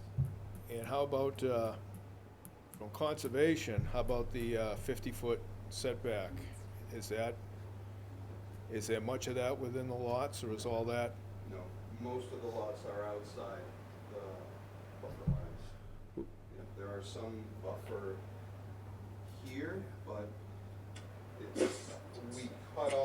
most of these lots to avoid having, wetlands in the lots. Well, thank you for that. Buffer zone, Works. yeah. Make it easier for everyone. Yeah. Where do we see the conservation markers again? What sheets? It would be in the proposed, sheet 13. Okay, 13 will go there. He's loaded it up with While conservation he's markers. doing that, any other commissioner questions? No. When we get a chance, I want to go to public, but I'd like to finish this one topic. So, I'm not putting you off, I'm just trying to find a way to facilitate. so if you watch the X, I'm gonna just cruise along. These are conservation markers on the 50. Oops, they go around here, like this. They come down here. And is it that it, or is there on other sheets? No, it's all along I lost them. page 12. Page 12 back. All right. All right, here we go. Down in here, conservation markers galore. And looks like we got some around 100 here. Those if it's outside of the I lots? I actually put those all on gonna the be vernal pool. Open space On anyway. the one Yeah. hundred for the vernal pool, and then continue the 50. What'll happen is, if you don't have those, just for, I hear this conversation, if you don't have those now, it'll have to fight to get them in later, and then the greenways dumping will happen, it's something, because the homeowner association takes over, and it doesn't necessarily, they don't all operate as a colony, in an effective way. Some people are rogues, they do whatever, you know what I mean? It's just the way it is. So getting these now would be good. You could have them on your approved site plan, or as-built plan at the time of the certificate of compliance also. That helps keep that intact. Is that it For this, yeah. for now? Yeah.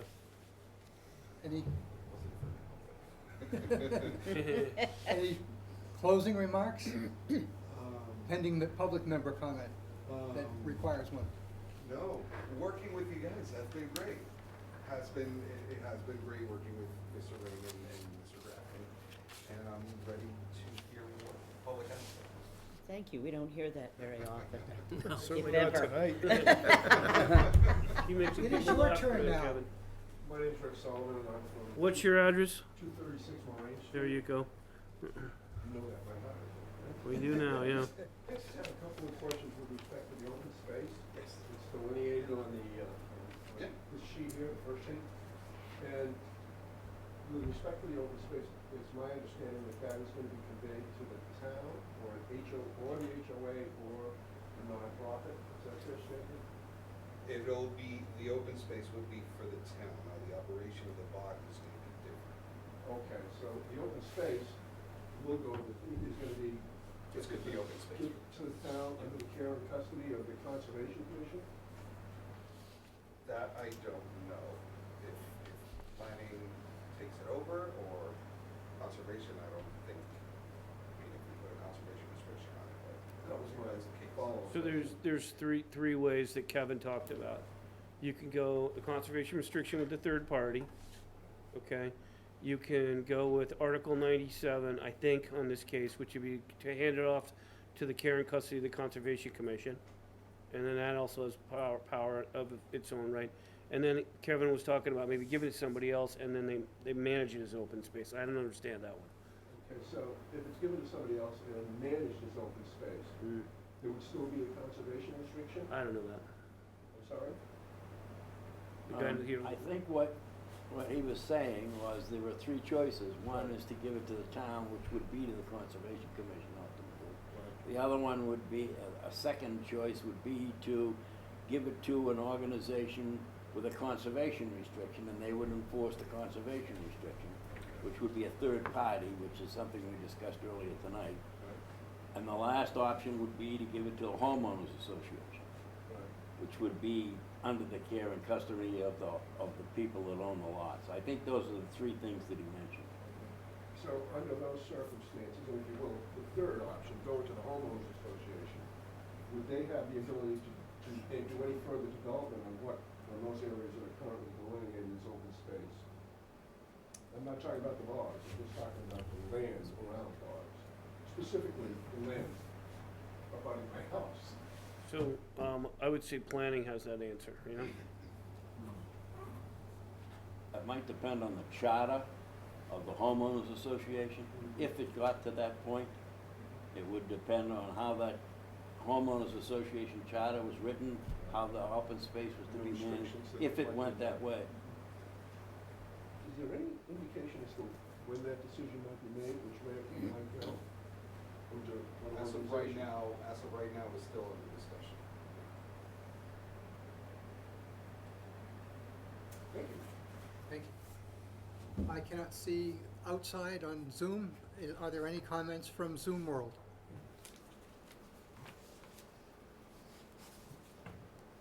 Not seeing anyone motioning or otherwise indicating comment.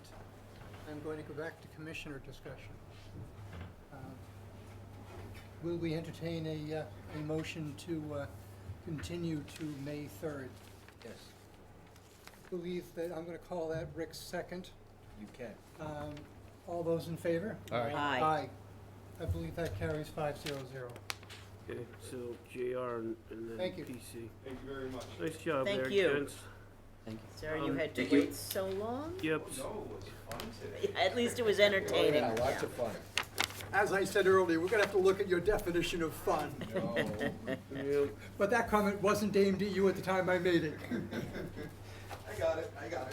Thank you very much. So Have a long good as we night. can laugh Thank at you. it. Okay, then. we See have, you later. Thank you, gentlemen. thank you. That was civil, you know? We have one final. We do? I will read the legal ad. Tedeschi? All right, so. In compliance with the regulations of Massachusetts General Laws, Chapter 131, Section 40, the Wetlands Protection Act, and Code of the Town of Marshfield, Chapter 294, Wetlands Protection, a public hearing will be held by the Marshfield Conservation Commission on Tuesday, April 19th, 2022, to consider the notice of intent filed by Ralph Tedeschi, P.O. Box 865, for the construction of a covered portion deck extension at 160 Bay Avenue in Marshfield. And the hearing officer is Commissioner Loggy.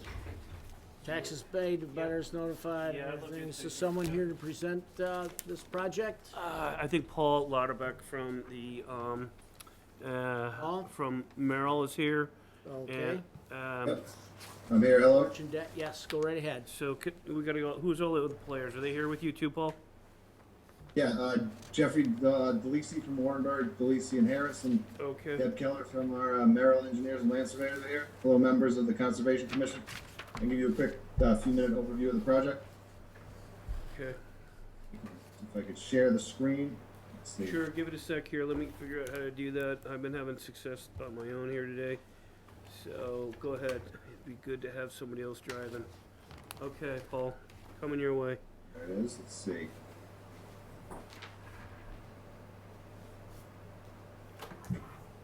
All right, so our project's located at 160 Bay Ave. We're inside we are inside the Barrier Beach and Coastal Dune Resource Area. You can see it right there on Mass Mapper. We have the existing conditions. This is the photos of the existing conditions. The house is connected to the town water and sewer. This proposing to extend the porch structure in the back. You can see the back existing porch and deck there. We are proposing to extend a 17-foot wide portion by 8.5 to the rear of the existing structure. Also proposes a new 9x7 open deck off the rear of the expanded porch with a set of stairs and down to grade. Here's the architectural plans. You can see the same deck here. This is the existing deck, and they're proposing to extend it out. That's the 8.5 feet extension with the stairs coming down. Let's see here. Here's two other elevations. And our site plan. The existing first floor elevation is 17 feet. Going to be maintained. New living space will be constructed on helical piles, which will be supported above ground. Above ground concrete piers they will support. There's no changes to the grades in the area. Here's our, you can see the proposed footprint of the back deck there. This is our FEMA flood zone elevation 11. The entire site is inside the barrier and coastal dune resource area. There'll be vertical lattice will be constructed below the new addition to allow water and sand to flow freely. And last Tuesday, the project was presented in front of the ZBA and was approved. They voted to approve the project. That is it. You can see, I'll leave the site plan up for any questions or comments. I have none. Bill? Hey, can you show the detail on the concrete and the helical piles that we had discussed there, Paul? Structural plans, yep, there you go. See right here. Pretty nice detail here. There's 3 12-inch square concrete piers and 4 12-inch circular diameter piers. The helical piles extend down.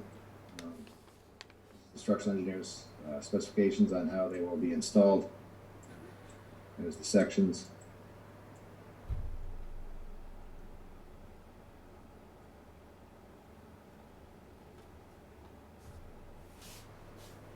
Very good, thank you. Bill, any other comments? No, I think this is, they're doing exactly what was done next door at the other site. Commission was good there. This is probably less involved. Again, it's accretion land, we won't go into that. Once we had the details of how these concrete piers and the helical work together, that seemed to make some sense. I didn't have any comments. Do you have any thoughts there, Mike, when we were out there? Yeah? Not particularly. Yep. So. Any other commissioners? No, it was straightforward. Anyone from the audience? Okay, I make a motion that we close the hearing, issue orders, conditions, special conditions, just the standards, Bill? Yeah, I'll just briefly go over them. Paul, of course, you'll register both sets of orders, state and town, Plymouth County Registry of Deeds, post a Mass DEP sign, provide both to the Conservation Commission. There are gonna be conservation markers. Obtain all subsequent permits, local, state, and federal. Applicant shall observe all 310 CMR 10.0 requirements that no work shall commence until all applicable administrative appeal periods have elapsed. Per 780 CMR 10. Section 105.8, applicant shall notify the building official at least 1 business day before the start of work to verify all D1 conditions have been met prior to the commencement of work.